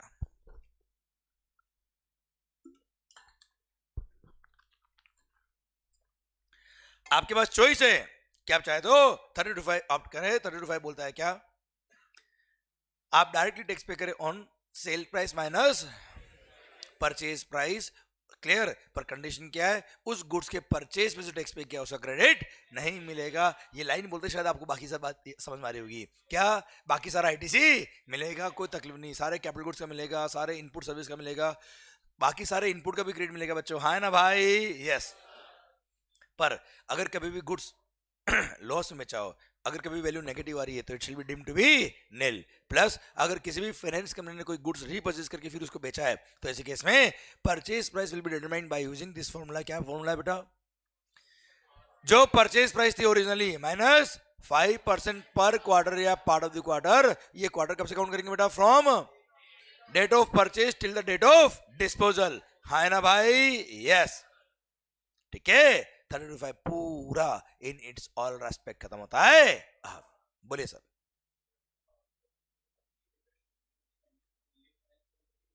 ओनली फाइनेंस कंपनी लिखा हुआ है साहब।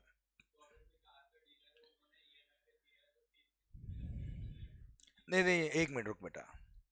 सर अगर उसने ईएमआई पे बेचा है तो वो भी तो फाइनेंस हो गया ना बेटा। नहीं नहीं नहीं, जो भी फाइनेंस पे दे रहा है बेटा, जो भी फाइनेंस पे दे रहा है उन सब के लिए बच्चों। Second,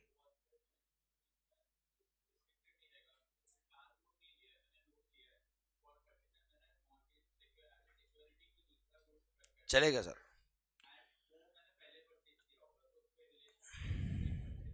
yes yes 100% sir. Clear. इनका पॉइंट क्या है, मान लो सर इन्होंने कार का लोन लिया सर, पर कार के लोन के लिए कार की सिक्योरिटी नहीं ली सर इन्होंने।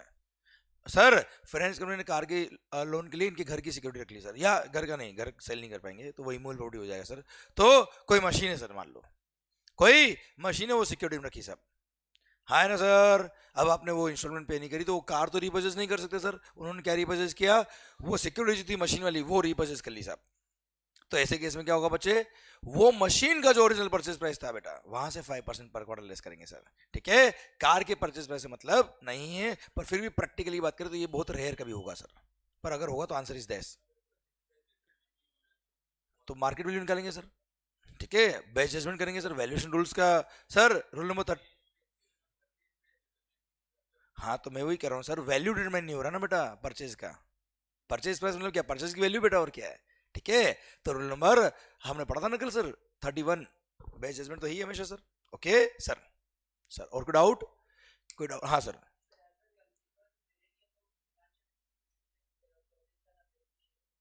वो आपका बिजनेस डिसीजन है सर, अब वो आप कैलकुलेशन करिएगा आप। ठीक है, कि आपको किससे परचेज करना बेनिफिशियल है सर, वो आपको देखना रहेगा, है ना। यस सर, मतलब किस एंगल से बोल रहे हो बेटा आप।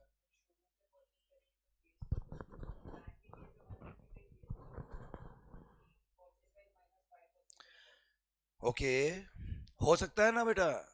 सर फाइनेंस कंपनी जब ऑक्शन में गुड्स बेचती है, वो सेकंड हैंड गुड्स बेचती है बेटा, 32 उसने ऑप्ट किया है सर। सेकंड हैंड कार की भी तो कार बाजार है बहुत सारे बेटा, वहां से भी खरीद सकते हैं तुम, और वहां से खरीदा तो हो सकता है उन्होंने भी में भी 32 लिया होगा बेटा, हाँ है ना।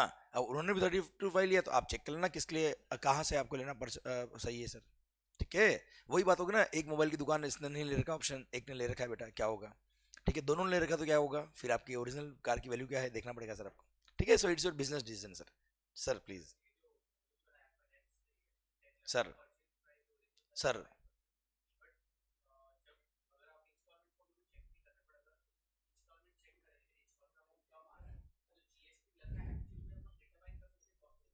तो अभी यही करने का है।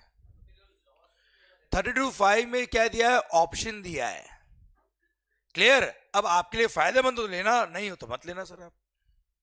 And whenever option are available with the SSC, it is the choice of the SSC not the government, है ना भाई। क्लियर, कौन सा ऑप्शन आपको लेना है ये आपकी चॉइस है बच्चों हमेशा। ठीक है, अब इन डेप्थ जाके आप देख लेना एज ए कंसल्टेंट कि आपको फायदा क्या हो रहा है, वो आप ऑप्शन लीजिए, हमें क्या दिक्कत। मैंने तो आपका माइंड ओपन कर दिया बेटा। अभी मैंने क्या किया है सर, आपके सारे तार खोल दिए मैंने, सारे कनेक्टिविटी बढ़ा दी मैंने सर आपकी।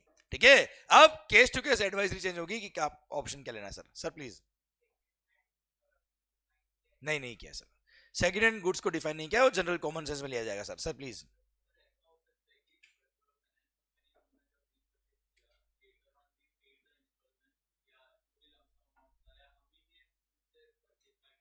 देखो बेटा, अगर उन्होंने परचेज कर लिया, रीपरचेज कर लिया, और फिर आपने उसको वापस से परचेज किया है, तो भले ही परचेज करने वाला वही आदमी हो दूसरा हो, क्या फर्क पड़ता है, ट्रांजेक्शन तो हो गया ना बेटा यार।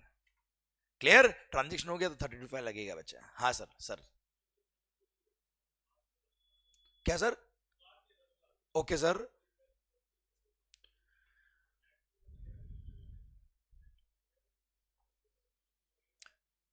No no no sir, sale price क्या आपकी। ठीक है, अब आपने कोई भी गुड्स, मैं तो कह रहा हूं कार नहीं, कोई भी गुड्स जितने बेचा that's what is called value. Government के नेवर चार्जेस द प्राइस, भले लॉस में बेचा हो या प्रॉफिट बेचा हो, से कंसर्न नहीं है। सर देखिए, उस गुड्स के परचेज पे जो टैक्स पे किया है उसका क्रेडिट नहीं मिलेगा। तो उस गुड्स का जो परचेज प्राइस है उसमें तो कॉमन क्रेडिट कुछ होगा नहीं सर, वो तो स्पेसिफिक है ना, उस गुड्स के परचेज पे टैक्स पे किया कि नहीं किया उसका क्रेडिट नहीं मिलेगा। ठीक है, अच्छा बाकी सारे इनपुट जो कॉमन इनपुट है, रिपेयरिंग के लिए काम आते हैं साहब, सर्विसेज हो गई, कंसल्टेंसी हो गई, कैपिटल गुड्स मशीन हो गई, इन सब का क्रेडिट तो मिल ही रहा है सर, काम बना किया उसमें तो। ठीक है सर। सर अच्छा, हो सकता आपने बल्क में कोई गुड्स खरीदा हो, क्लियर, लॉट का लॉट खरीदा हो आपने, और फिर आप बेच रहे हो एक एक करके बेटा, तो अब ऐसे केस में जो गुड्स आपने परचेज किया एक एक आप वैल्यू निकालना पड़ेगा, उस पर प्रोपोर्शन टैक्स कितना बनता है वो देखना पड़ेगा, उसका आईटीसी नहीं मिलेगा। और वैसे अगर 32 फाइल लिया सबके लिए लिया आपने, तो जो परचेज पूरे पे टैक्स पे किया कोई क्रेडिट मिलने वाली बात ही नहीं आएगी। और अगर परचेज पे टैक्स पे किया होगा तो 32 फाइल लेना ही मत, समझे मेरी बात। अगर आपने परचेज पे टैक्स पे किया होगा तो मेरा एडवाइस क्या है, बेटर है डोंट गो फॉर 32 फाइल, ठीक है सर, वहां नुकसान ही होने वाला, फायदा कभी नहीं होगा सर आपको, ओके। पर फिर भी your point is valid, I hope मेरा पॉइंट आपको आंसर मिला है सर। हाँ हाँ हाँ जी, यहां तक क्लियर, डन। ये था 32 फाइल। सर किस लेवल से पढ़ रहे समझ में आ रहा है सर आपको? सर अब लग रहा है you are going to be chartered accountant और कॉस्ट अकाउंटेंट, हाँ हाँ है ना सर, ठीक है, ये होना चाहिए पढ़ाई सर, डन सर। ये था 32 फाइल। सर इधर ध्यान मेरी तरफ, rule number 32 sub rule number 6, vouchers और कूपन्स। अच्छा, वाउचर्स और कूपन्स के थ्रू अगर मैं कोई गुड्स या सर्विस सप्लाई कर रहा हूं तो what shall be the value of goods और service, what shall be the value of vouchers. हमने टाइम ऑफ सप्लाई पढ़ते हुए पढ़ा था बच्चा, क्या आइडेंटिफाइबल है अगर सप्लाई तो डेट ऑफ इश्यू वाउचर ही सप्लाई हो जाएगा, नहीं तो जब रिडम्पशन करोगे तब टाइम ऑफ सप्लाई आएगा बच्चों, हाँ ना भाई, किस वैल्यू पे आएगा? अरे भाई मैंने आपको वाउचर दिया, उसके अगेंस्ट आप 1000 रुपए की गुड्स खरीद सकते हो, तो what is the value voucher? 1000, बात खत्म सर। भले ही वो वाउचर आपको फ्री में मिला हो, भले ही वो वाउचर मैंने 200 में आपको परचेज करके आपको 1000 में बेचा है बेटा, सॉरी मैंने 200 में आपको वाउचर बेचा है बेटा। चलो मैं अच्छे से बताता हूं आपको, मान लो मैं शोरूम वाला हूं बेटा, हूं तो करो कम से कम, ज्वेलरी का शोरूम है सर अपने, सर मैंने आपको 1000 रुपए का ज्वेलरी का वाउचर दिया, फ्री में दिया बेटा, आपने कुछ शॉपिंग करी होगी, मैंने फ्री में दिया बेटा आपको वाउचर। अब मेरा पॉइंट आपसे ये है कि मैंने आपको फ्री में वाउचर दिया है, क्या कोई पैसा आपसे लिया है? पर मेरे को तो टैक्स पे करना है ना सर, मेरे को तो टैक्स पे करना है ना सर, सप्लाईज आइडेंटिफाइबल ना सर, क्लियर। अब मेरे को टैक्स पे करना है, जब इश्यू किया तभी टैक्स पे करना है, किस अमाउंट पे करना है सर? 1000 रुपए पे, जितना वैल्यू ऑफ गुड्स और सर्विस रिडीमेबल है against that voucher, that is what is called value voucher, और उस पे क्या लग जाएगा बच्चों? जीएसटी, है ना sir, clear, done. Second case, मान लो सर मैंने ज्वेलरी का शोरूम, सर मैंने आपको 1000 की ज्वेलरी आपको मिलेगी 1 महीने बाद अगर आप आओगे तो, वाउचर अगर लेना है तो अभी ले लो, 200 रुपए का वाउचर मिल रहा है साहब। आपने कितने में परचेज किया? चलो आपने परचेज किया, छोड़ो, यू आर दी परचेजर, मैं कौन हूं बेटा? सप्लायर। मैंने कितने में बेचा है बेटा? उससे कोई मतलब नहीं sir. What is the value voucher? 1000, बात खत्म। वैल्यू ऑफ गुड्स और सर्विस कितना रिडीम होने वाला है, that's what is called value of vouchers और कूपन्स, एंड उन पे क्या लग जाएगा बच्चों? GST, clear, done. ये 32(6) खत्म होता है। अब सर एक लास्ट पॉइंट क्या, 32 सब रूल नंबर 7। हाँ सर,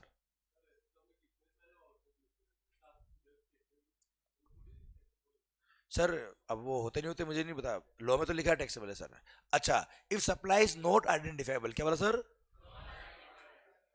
तो ऐसे केस में time of redemption is the time of supply बेटा, तो आप देख लीजिएगा कौन सा वाउचर है सर आपके लिए, ठीक है, इधर ध्यान। इसलिए हर वाउचर नंबर्ड बेस होता है, देखना डोमिनोज जो वाउचर देता है बेटा, हर एक का नंबरिंग लिखा होता है सर उस पर, क्योंकि उसके अगेंस्ट रेस्टोरेंट सर्विस ही मिलने वाली है, लग गए टैक्स। सर प्लीज,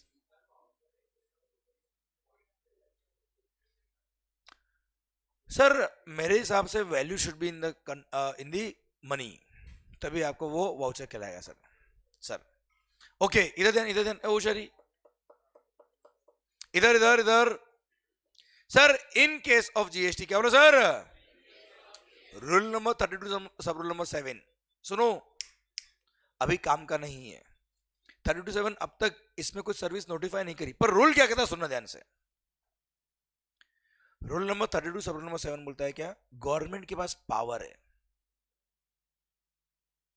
कि on the recommendation of the GST council they can notify certain services, they can, पर अब तक कोई नोटिफाई नहीं करी, इसलिए आप मेरे से अगर एग्जांपल पूछेंगे तो एग्जांपल मेरे पास नहीं है बेटा, क्योंकि है ही नहीं सर। पर सर्विस क्या तो बोल देता हूं मैं आपको, रूल क्या होता बोल देता हूं मैं आपको। गवर्नमेंट के पास पावर है कि वो चाहे तो कुछ सर्विसेज को नोटिफाई कर सकते हैं, और सर्विसेज को नोटिफाई करके बोल सकते हैं कि ये सर्विसेज अगर आपने आपके डिस्टिंक्ट पर्सन को सप्लाई करी, किसको सप्लाई करी बेटा, तो value shall be deemed to be nil, value shall be deemed to be nil, मतलब वहां जीएसटी नहीं लगेगा।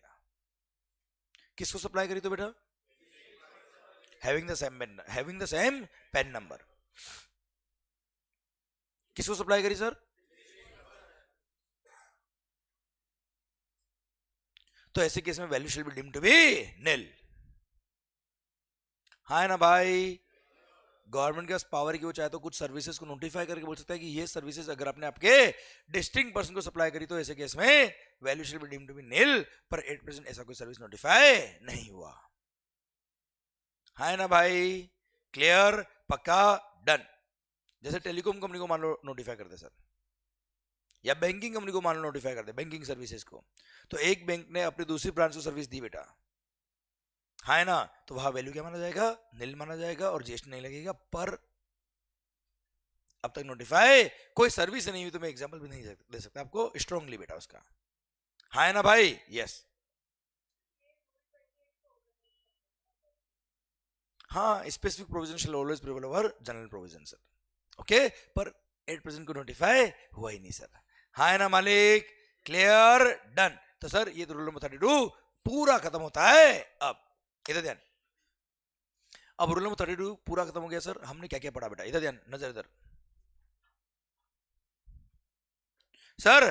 32 सब रूल नंबर 1, इन फॉलोइंग केसेस में ऑप्शनल स्कीम है बेटा, सप्लायर चाहे तो ऑप्शन ले वरना ना ले बेटा, वरना एक्चुअल कमीशन में काम करे बच्चों। सर सब नंबर 2 से बात शुरू होती है मनी चेंजिंग सर्विस बच्चों, हाँ ना भाई, यदि है आरबीआई रेफरेंस रेट कंपेयर कर लेना बेटा, क्लियर, नहीं अगर अवेलेबल तो 1% ऑफ ग्रॉस अमाउंट एक्सचेंज बेटा, क्लियर, दोनों करेंसी में से कोई भी करेंसी आईएनआर नहीं है, डॉलर दिया पाउंड लिया, दोनों को आरआरआर यूज करके आईएनआर में कन्वर्ट करना, दोनों में से कम आएगा उसका 1% इज द वैल्यू सप्लाई बच्चा। अरे क्लियर सर, आप चाहे तो दूसरा ऑप्शन भी दे रखा है इनको बेटा, वो ऑप्ट कर सकते हो, वो ऑप्शन अगर लिया तो मिड ऑफ द फाइनेंशियल में विड्रॉ नहीं कर पाएंगे। वो बोलता है क्या, अगर 1 लाख तक का ट्रांजेक्शन है तो 1% इज द वैल्यू सप्लाई बेटा, मिनिमम 250, 1 लाख से ऊपर गया तो 1 लाख पे 1000 है ही है, उससे ऊपर जितना भी गया उसका 0.5%, वो भी कितना बेटा 10 लाख तक, 10 लाख से ऊपर गया तो 10 लाख पर 5500 है ही, उससे ऊपर जितना भी गया उसका 1% subject to maximum 60,000 per transaction. बहुत बढ़िया sir. 32(3) air travel agent 5% domestic flight, 10% international flights. 32(4) life insurance business, gross amount of premium charge जो है उसका 25% फर्स्ट ईयर में, सेकंड एंड सब्सिक्वेंट ईयर में 12.5% अगर इंश्योरेंस कम इन्वेस्टमेंट स्कीम है तो। सिंगल प्रीमियम पॉलिसी के केस में भी अगर इंश्योरेंस कम इन्वेस्टमेंट स्कीम है तो ऐसे केस में 25%, सॉरी 10%, हाँ ना भाई। 32(5) सेकंड हैंड गुड्स, क्लियर, क्या बोला साहब, सेकंड हैंड गुड्स के अगर आप सप्लायर हो तो ऐसे केस में sale price minus purchase price पे आप टैक्स पे कर सकते हो, पर अगर वैल्यू अगर कभी नेगेटिव आ जाए तो it shall be deemed to be nil. बस कंडीशन क्या है, उस गुड्स के परचेज पे जो टैक्स पे उसका क्रेडिट नहीं मिलेगा, और अगर आपने किसी गुड्स को फाइनेंस किया हुआ है और आपने रीपर्चेज अगर कर दिया तो ऐसे केस में परचेज प्राइस क्या होगी, original purchase price minus 5% per quarter और part of the quarter from the date of purchase till the date of disposal. बात खत्म बच्चे, है ना सर। सर ये 32(5), 32(6) वाउचर कूपन भले फ्री में दिया हो कितने में दिया हो कोई कंसर्न नहीं है, जितना वैल्यू ऑफ गुड्स और सर्विस रिडीमेबल है that is what is called value of voucher बच्चों। 32(7) पावर है गवर्नमेंट के पास, नोटिफाई कर सकते कुछ सर्विसेज को कि डिस्टिंक्ट पर्सन को अगर आपने सप्लाई किया तो value shall be deemed to be निल, और 8% को भी नोटिफाई नहीं किया। ऐसे के साथ रूल नंबर 32 पूरा खत्म होता है। अब आया मजा कि नहीं आया सर, यस या नो, पक्का सर। रूल नंबर 33 खत्म होता है। अब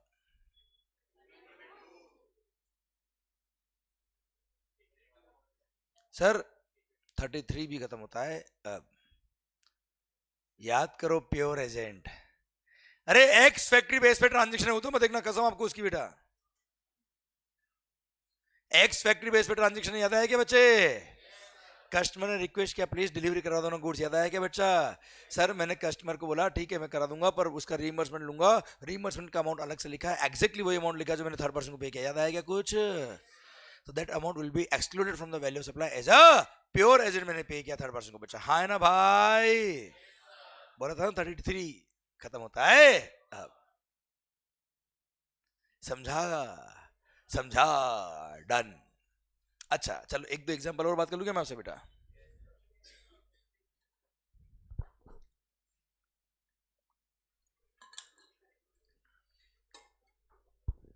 सर मान लो, बहुत अच्छा बेटा, वो याद है सीएचए वाला एग्जांपल बेटा, मैंने उसको बोला था कस्टम हाउस एजेंट से क्लियर करके राज ट्रांसपोर्टर लेके आना, याद है बेटा आपको? वो भी मैंने इलस्ट्रेशन दे रखा बेटा आपको, ठीक है सर? इधर ध्यान, सब एग्जांपल दे रखे sir, don't worry, there may be an number of examples, बस ट्रांजैक्शन समझ में आना चाहिए। जैसे मैंने आपको बताया था ऑडिट करने का बेटा, याद है आपको बेटा? आउट ऑफ पॉकेट एक्सपेंस हुए वो सब वैल्यू का पार्ट बनेगा ना यार, पर वो क्लाइंट के बिहाफ पे टैक्स पे किया तो वो वैल्यू में इंक्लूड नहीं होगा, हाँ है ना सर? ठीक ठीक ठीक, इधर इधर इधर इधर क्या चल रहा है? वैल्यू। सर एक एक पॉइंट और है सर मेरे दिल में सर, वैसे वो सर्कुलर है पर मैं चाहता हूं हम उनको डिस्कस करें और हम सोल्व करें, हम ये बात करें यार चीजों को यार। फ्लाइट टिकट, देखो हूं सबका नहीं आ रहा बेटा। सर फ्लाइट टिकट, मान लो मुंबई टू उदयपुर मैंने कोई फ्लाइट टिकट बुक कराया है बेटा, होली का बुक कराया है सर,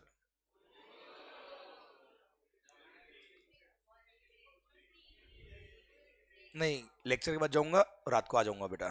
सर पॉइंट ये है मेरा आपसे, सर सुनना बात को ध्यान से, मान लो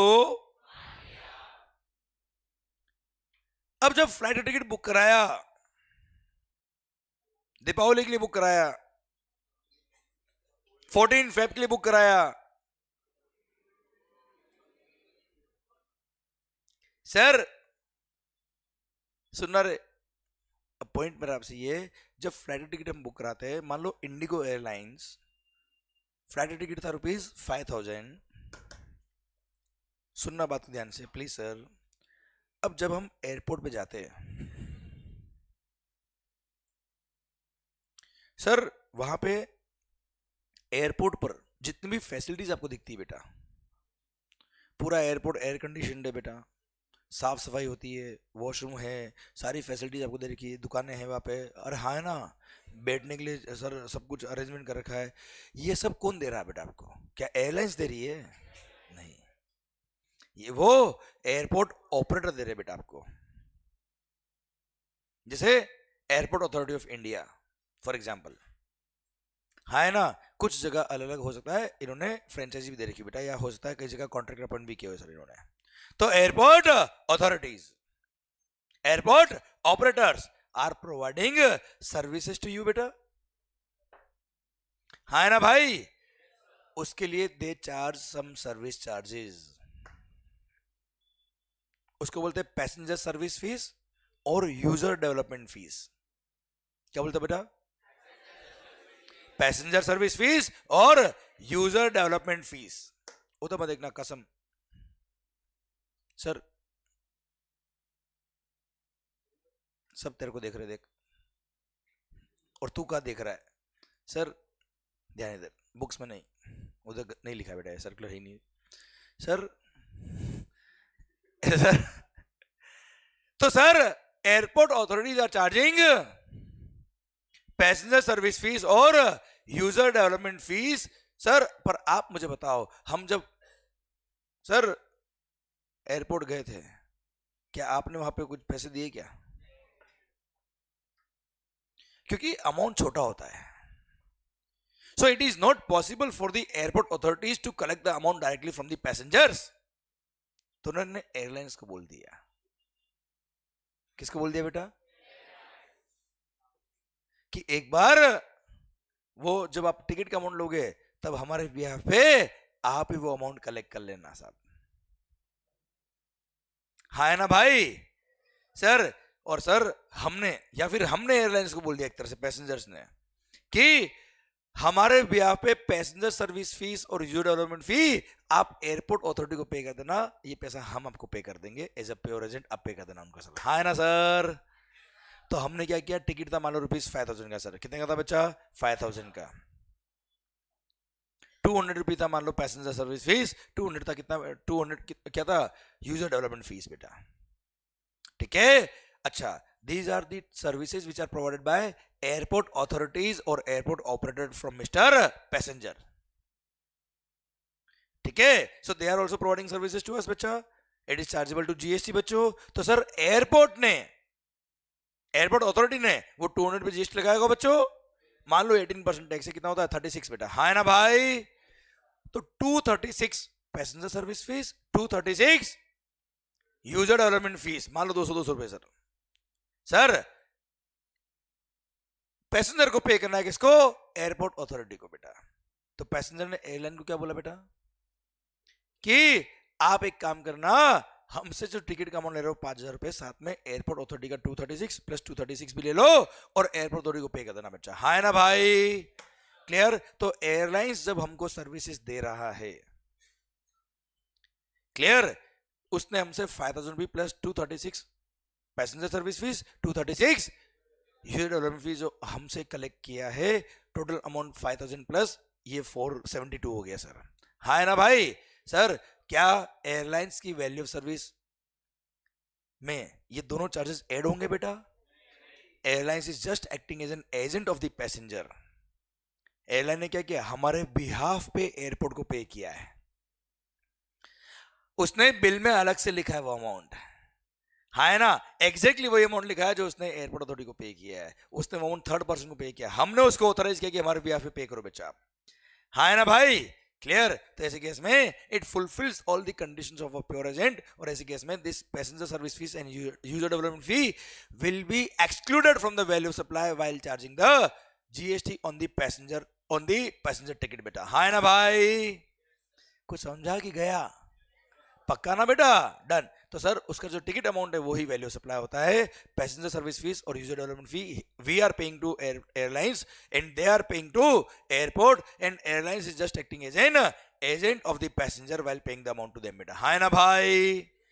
क्लियर? डन। चलिए सर, तो एयरलाइंस की वैल्यू में इंक्लूड नहीं होगा, हाँ नो डाउट एयरपोर्ट ऑपरेटर को उस पर टैक्स पे करना पड़ेगा। ठीक है सर।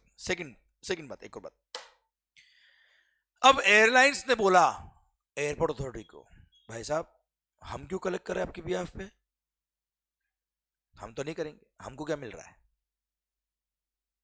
हाँ है ना? तो सर एयरपोर्ट ऑपरेटर्स ने बोला ठीक है 10 रुपए पर पैसेंजर हमको हम कलेक्शन फी देंगे।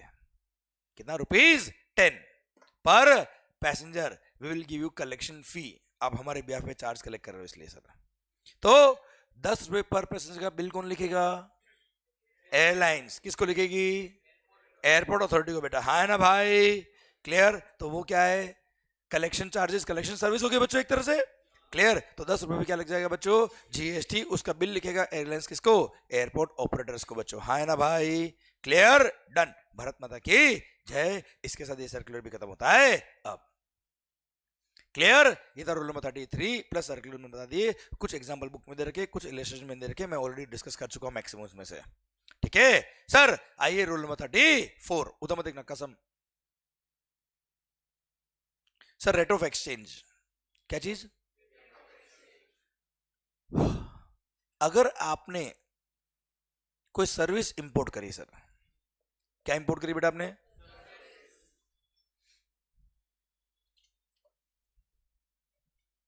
सर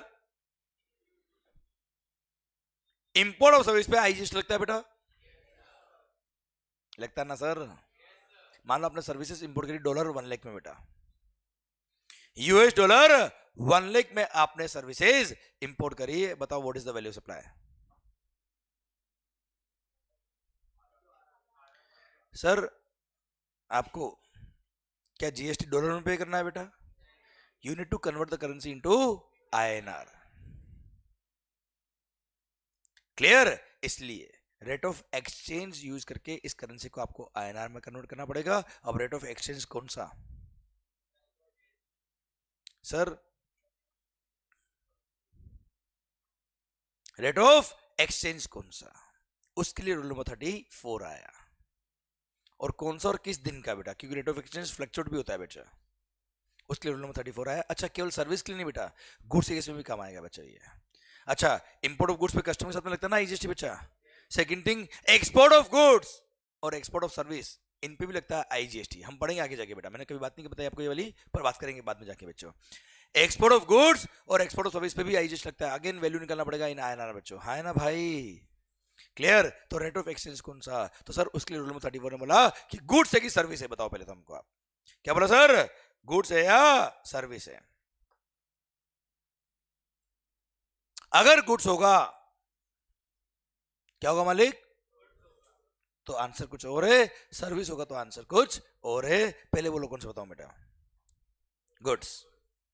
इन केस आप गुड्स की बात कर रहे हो तो rate of exchange shell be the rate which is notified by CBIC for the purpose of customs. क्या पढ़ा है? अरे सीबीआईसी मतलब central board of indirect taxes and custom, जो हम जिसके अंडर इनडायरेक्ट टैक्स आता है बेटा। सरकार पता है कस्टम जब आप पढ़ोगे मैं तुम्हें बताऊंगा, इंपोर्ट एक्सपोर्ट जब करते हो उस पर कस्टम लगता है ना बेटा यार, तो उसके लिए वैल्यू आईएनआर में निकालना पड़ता है। और CBIC rate of exchange notify करती है और टाइम टू टाइम चेंज करती रहती है बेटा उसको, for the purpose of customs. Clear? तो वही रेट ऑफ एक्सचेंज हम लेंगे, क्योंकि गुड्स के केस में भी कस्टम के थ्रू ऑपरेट होगा बेटा हमेशा। अरे हाँ है ना सर? गुड्स एक्सपोर्ट करो या इंपोर्ट करो, कस्टम के थ्रू होगा ना यार सारी चीजें यार। इसलिए रेट ऑफ एक्सचेंज कौन सा बच्चा? Notified by CBIC for the purpose of customs. कोई डाउट? मेरे को नहीं। किस दिन का rate of exchange? Rate of exchange change होता रहता है बेटा जिस दिन टाइम ऑफ सप्लाई था। क्या था बच्चा? जिस दिन टाइम ऑफ सप्लाई था उस दिन का रेट ऑफ एक्सचेंज सीबीआईसी वाला बेटा। सर्विसेज में जिस दिन टाइम ऑफ सप्लाई था उस दिन का रेट ऑफ एक्सचेंज पर कौन सा? जनरली एक्सेप्टेड अकाउंटिंग प्रिंसिपल के अकॉर्डिंग निकालना पड़ेगा sir, generally accepted accounting principles. अब इंडेस लगता है या एएस लगता है, देख लेना बच्चा।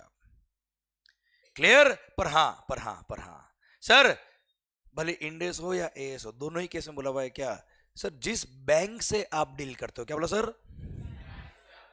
भाई एक्सपोर्ट इंपोर्ट जब करते हो आप, तो आपका पैसा कौन सी बैंक में आता है, किसके थ्रू आप ट्रांजेक्शन करते हो बेटा? फॉरेन करेंसी वाला। तो उस बैंक का रेट ऑफ एक्सचेंज क्या था उस दिन का, जिस दिन क्या था बेटा? टाइम ऑफ सप्लाई था। Clear? The rate of exchange prevailing of that bank from which generally you make the transactions. Sir उस बैंक का रेट ऑफ एक्सचेंज क्या था उस दिन का, जिस दिन टाइम ऑफ सप्लाई था बच्चों। हाँ ना बेटा? वो सर्विसेज के लिए बच्चों, सर्विसेज के लिए generally accepted accounting principal. Goods के लिए सीबीआईसी वाला रेट ऑफ एक्सचेंज कब का बेटा? टाइम ऑफ सप्लाई वाला बेटा। बोलो यस सर। डन। ये रूल नंबर 34। कोई खास बात? 35 लास्ट कसम। इधर मान लो हमने आपसे फीस चार्ज किया ₹10,000 बेटा।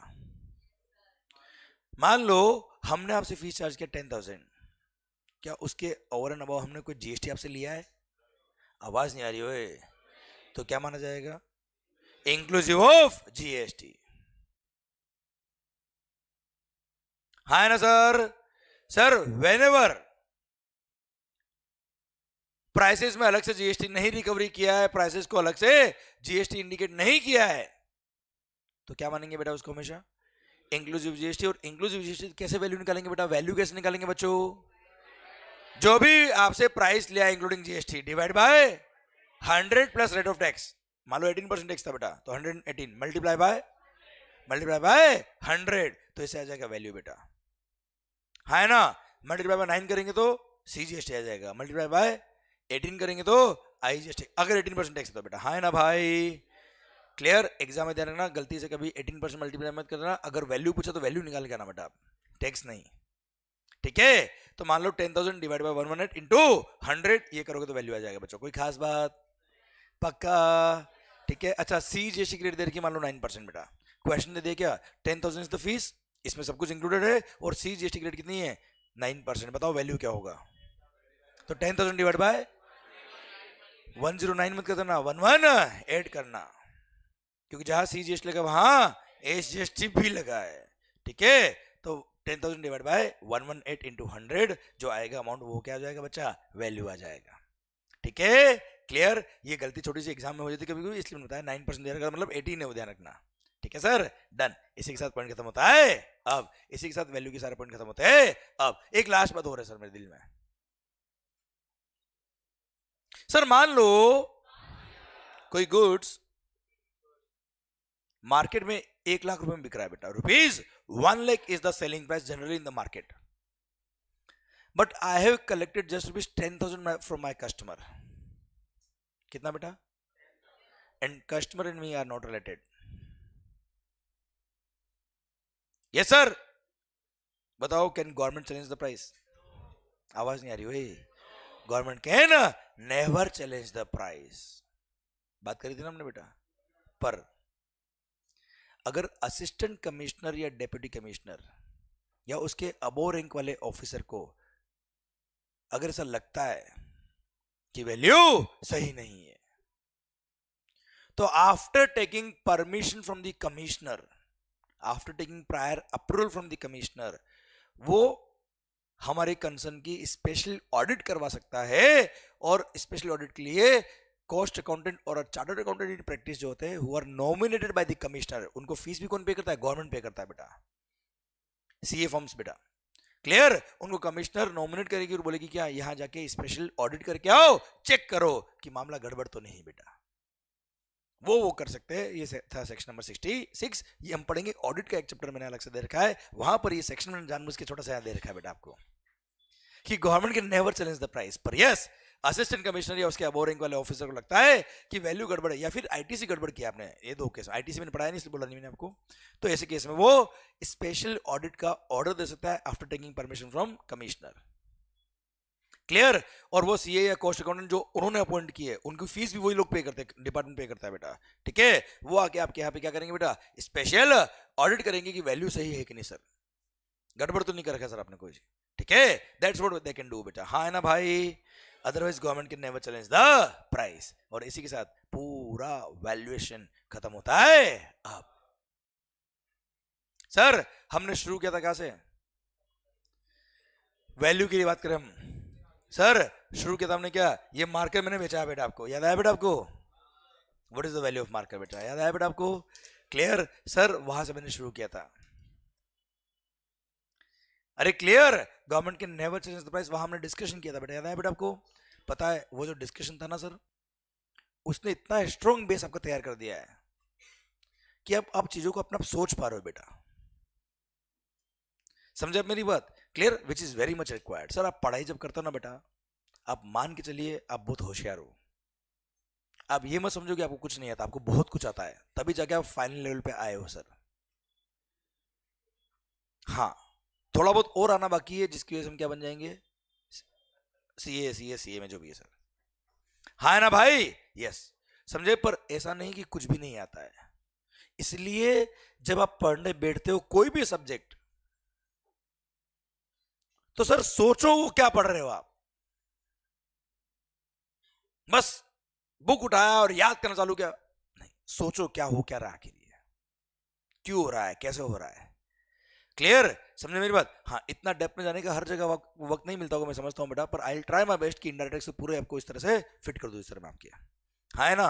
पर अगर लॉजिक से अगर आपने पढ़ा है सर, मैं कह रहा हूँ, मेरा वादा है, प्रॉमिस है मेरा आपसे सर, आप चीजों को भूलेंगे नहीं सर। बस मेरा रिक्वेस्ट क्या है आपसे सर, जो मैं रोज करता हूँ, सेम डे आपको पढ़ना है, ठीक है। ये मैं हैमर रोज करूंगा सर, सो दैट आप एटलीस्ट सर रोज पढ़ ले तो मेरा काम हो जाएगा सर। अरे क्लियर। डन। तो सर हमने सेक्शन में 15 पढ़ा था बेटा, 15(1) 2 मिनट लगेंगे सर, फ्री ब्रेक दे रहा हूं मैं आपको सर। 15(1) ने क्या बोला था बेटा, actual transaction value shall be accepted where buyer and seller are not related and price is the sole consideration. 15(2) बोलता है क्या, following shall be included, सारे टैक्सेस अदर देन जीएसटी वाले, टीसीएस टैक्स ही नहीं है बेटा एक तरह से, अरे याद है, this is not a tax levied on goods और सर्विस। सेकंड, कोई खर्चा जो सप्लायर को करना था पर रेसिपिएंट ने मेरे बिहाफ पे थर्ड पर्सन को पे कर दिया, वैल्यू में ऐड करना है, हाँ है ना। कोई खर्चा जो मुझे इंकर करना था मैंने इंकर किया, सारे इंसिडेंटल एक्सपेंसेस अलग से मैंने रिकवरी किया, वो भी वैल्यू का पार्ट बनेगा। 15.4 कोई इंटरेस्ट डिलीट पेमेंट चार्ज मैंने लिया। 15.2 क्लोज बड्डी बेटा, हाँ है ना भाई। सर लास्ट बोलता है क्या, subsidy directly link to the price other than subsidy given by central government और स्टेट गवर्नमेंट बेटा। 15.3 बोलता है क्या, following shall be excluded. Sir discount at the time of supply itself आपने दिया है, रिकॉर्ड किया बिल पे बेटा, लेस कर देना बेटा। Second post supply discount, sir eight the time of supply it should be known कि ऐसा होने पे डिस्काउंट मिलेगा एग्रीमेंट के हिसाब से बेटा, क्लियर। एंड सर उतना आपने क्रेडिट नोट इशू किया, क्रेडिट नोट को क्या किया, लिंक किया सारे इनवॉइसेस से, और उतना लाइबिलिटी आपका कम हो जाएगा, पर कंडीशन क्या है, रेसिपी ने प्रोपोर्शनलिटी से रिवर्स किया होना चाहिए बेटा, है ना भाई। सर 15.4 बोलता है अगर सबसेक्शन 1 से आपका आंसर नहीं आता है तो रेफर करें रूल्स। 15.5 बोलता है गवर्नमेंट के पास पावर है कि वो चाहे तो कुछ गुड्स और सर्विस को नोटिफाई करके बोल सकते हैं कि इनमें वैल्यू ये रहेगा, क्या ना नोटिफाई, जैसे बेटा लाइफ इंश्योरेंस बिजनेस वगैरह बचा, है ना भाई। तो सर 15.4 और 5 ने क्या किया, रूल्स में हमको भेज दिया। रूल नंबर 27 से हमने बात शुरू कर दी। Rule number 27 whenever entire consideration is not in money बेटा, याद है बेटा, ओपन मार्केट वैल्यू, है ना भाई, उससे वैल्यू नहीं है तो मनी प्लस काइंड का कंसीडरेशन बेटा, है ना भाई, उससे भी नहीं है तो गुड्स ऑफ लाइक काइंड और लाइक क्वालिटी, उससे भी नहीं है तो 30 और 31 इन अ सीक्वेंस। 28 सब रूल नंबर 1 बोलता है क्या, रिलेटेड पर्सन और डिस्टिंक्ट पर्सन के बीच में सप्लाई हुआ है बेटा, है ना भाई। तो ओपन मार्केट वैल्यू, उससे नहीं है तो गुड्स ऑफ लाइक काइंड और लाइक क्वालिटी वैल्यू, उससे भी नहीं है तो 30 और 31 इन अ सीक्वेंस। पर आप चाहे तो ये तीनों फॉलो ही मत करें, डायरेक्ट उसने अगर सेम गुड्स को सेम कंडीशन में आगे बेचा है तो उसका 90% भी वैल्यू आप ले सकते हो बच्चों, है ना भाई। पर हाँ सुनना रे, अगर रेसिपेंट को फुल आईटीसी मिलता है, क्या मिलता है बेटा, तो मेरे को मतलब है ही नहीं, जो बिल पे प्राइस लिखा हो क्या बोल लेंगे बेटा, ओपन मार्केट वैल्यू मान लेंगे बेटा, है ना भाई। सब रूल नंबर 2 जो नया इंसर्ट किया, कॉर्पोरेट गारंटी के केस में अगर रिलेटेड पर्सन है बच्चा तो एक्चुअल कंसिडरेशन और 1% of the guarantee amount offered whichever is higher shall with the value of supply. पर हाँ ध्यान देना बेटा, personal guarantee of the director, personal guarantee of the director value कितना होगा बेटा, 0, है ना भाई। यस सर 29 बोलता है क्या, प्रिंसिपल टू एजेंट या एजेंट टू प्रिंसिपल, याद है बेटा आपको, या तो ओपन मार्केट वैल्यू या फिर वो रेसिपिएंट क्या पे उन गुड्स का वैल्यू क्या था, अगर सेम कंडीशन में आगे बेचता है तो उसका 90% आप ले सकते हो, है ना भाई। और इनसे वैल्यू नहीं आ रहा तो रूल नंबर 30 और 31 shall be followed in a sequence. Sir अब आगे क्या 30 बोलता है क्या, कॉस्ट ऑफ प्रोडक्शन प्लस 10% या कॉस्ट ऑफ एक्विजिशन या cost incurred in providing services plus 10%। Sir 31 कहता है क्या, रेसिडुअल मेथड बेस्ट जजमेंट, और हाँ यहाँ लिखा है क्या, सर्विसेज के लिए आप चाहे तो 30 फॉलो ना करें, राइट 31 पे आ सकते हो। 31 के बाद क्या था बच्चा, 31A sir betting gambling lottery सटोरियो, याद है बेटा, बस लॉटरी टिकट में क्या था बेटा, face value of lottery ticket divide by 128 into 100 या फिर price charged by price declared by the state government in their official gazette divide by 128 into 100 whichever is higher. और बेटिंग हॉर्स रेसिंग गैम्बलिंग के case में entire amount of the bet value is the value of supply बच्चा। 31B sir online gaming including online money gaming बच्चों, है ना भाई। Sir जो आपने अमाउंट पे किया है या आपने डिपॉजिट किया है that's what is called value, sir उस पे लगेगा जीएसटी। और हाँ अगर कभी अमाउंट बच गया उसने रिफंड लिया, सर उसे कोई मतलब नहीं है।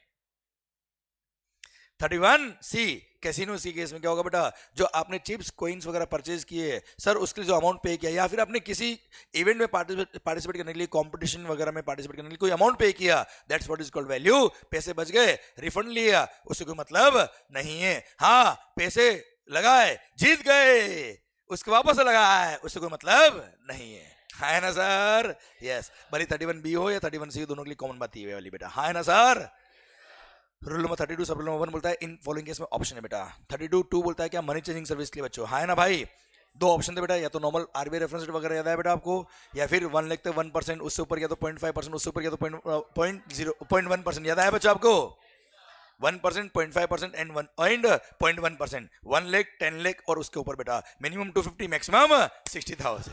ये लो साहब, हाँ जी 32(3) a travel agent, domestic 5%, international 10% of the basic air fare बेटा, हाँ ना भाई।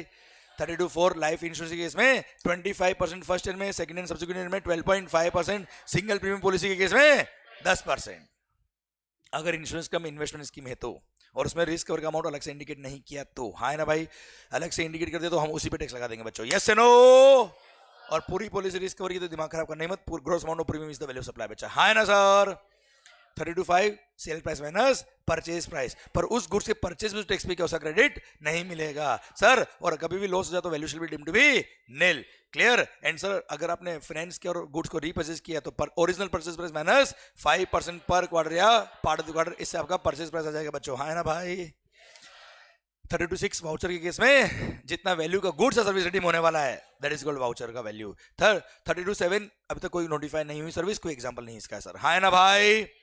Clear? Sir rule number 33 pure agent, sir x works base पे कॉन्ट्रैक्ट था बेटा। हाँ है ना भाई? आपके बिहार पे ट्रांसपोर्ट को मैंने पे किया वो वैल्यू में इंक्लूड नहीं होगा, एक्सक्लूड होगा। याद आया बेटा? Example passenger service fee, user development fee बेटा। हाँ है ना भाई? Yes sir. Sir 34 sir rate of exchange goods के केस में सीबीआईसी वाला, सर्विसेज के केस में जनरली एक्सेप्टेड अकाउंटिंग प्रिंसिपल, मतलब जिस बैंक से आप डील करते हो पर किस दिन का रेट ऑफ एक्सचेंज, जिस दिन टाइम ऑफ सप्लाई था। रूल नंबर 35 बोलता है क्या इंक्लूसिव ऑफ जीएसटी। अगर प्राइस देगा तो आपको वैल्यू कैसे निकालना है सर? जो वैल्यू थी divide by 100 plus rate of tax into 100 कर दोगे तो आपका वैल्यू आ जाएगा। भारत माता की जय।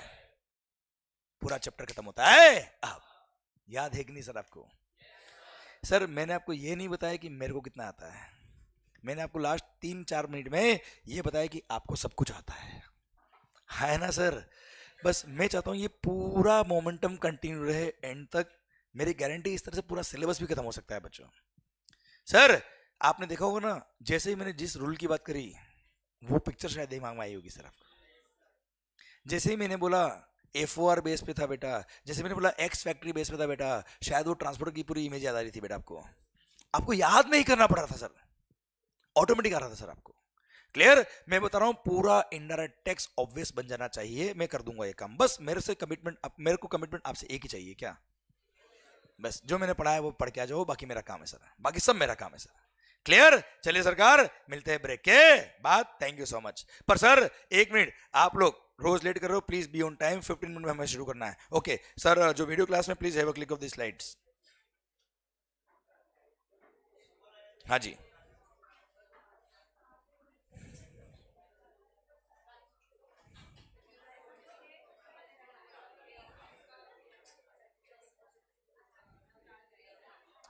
एक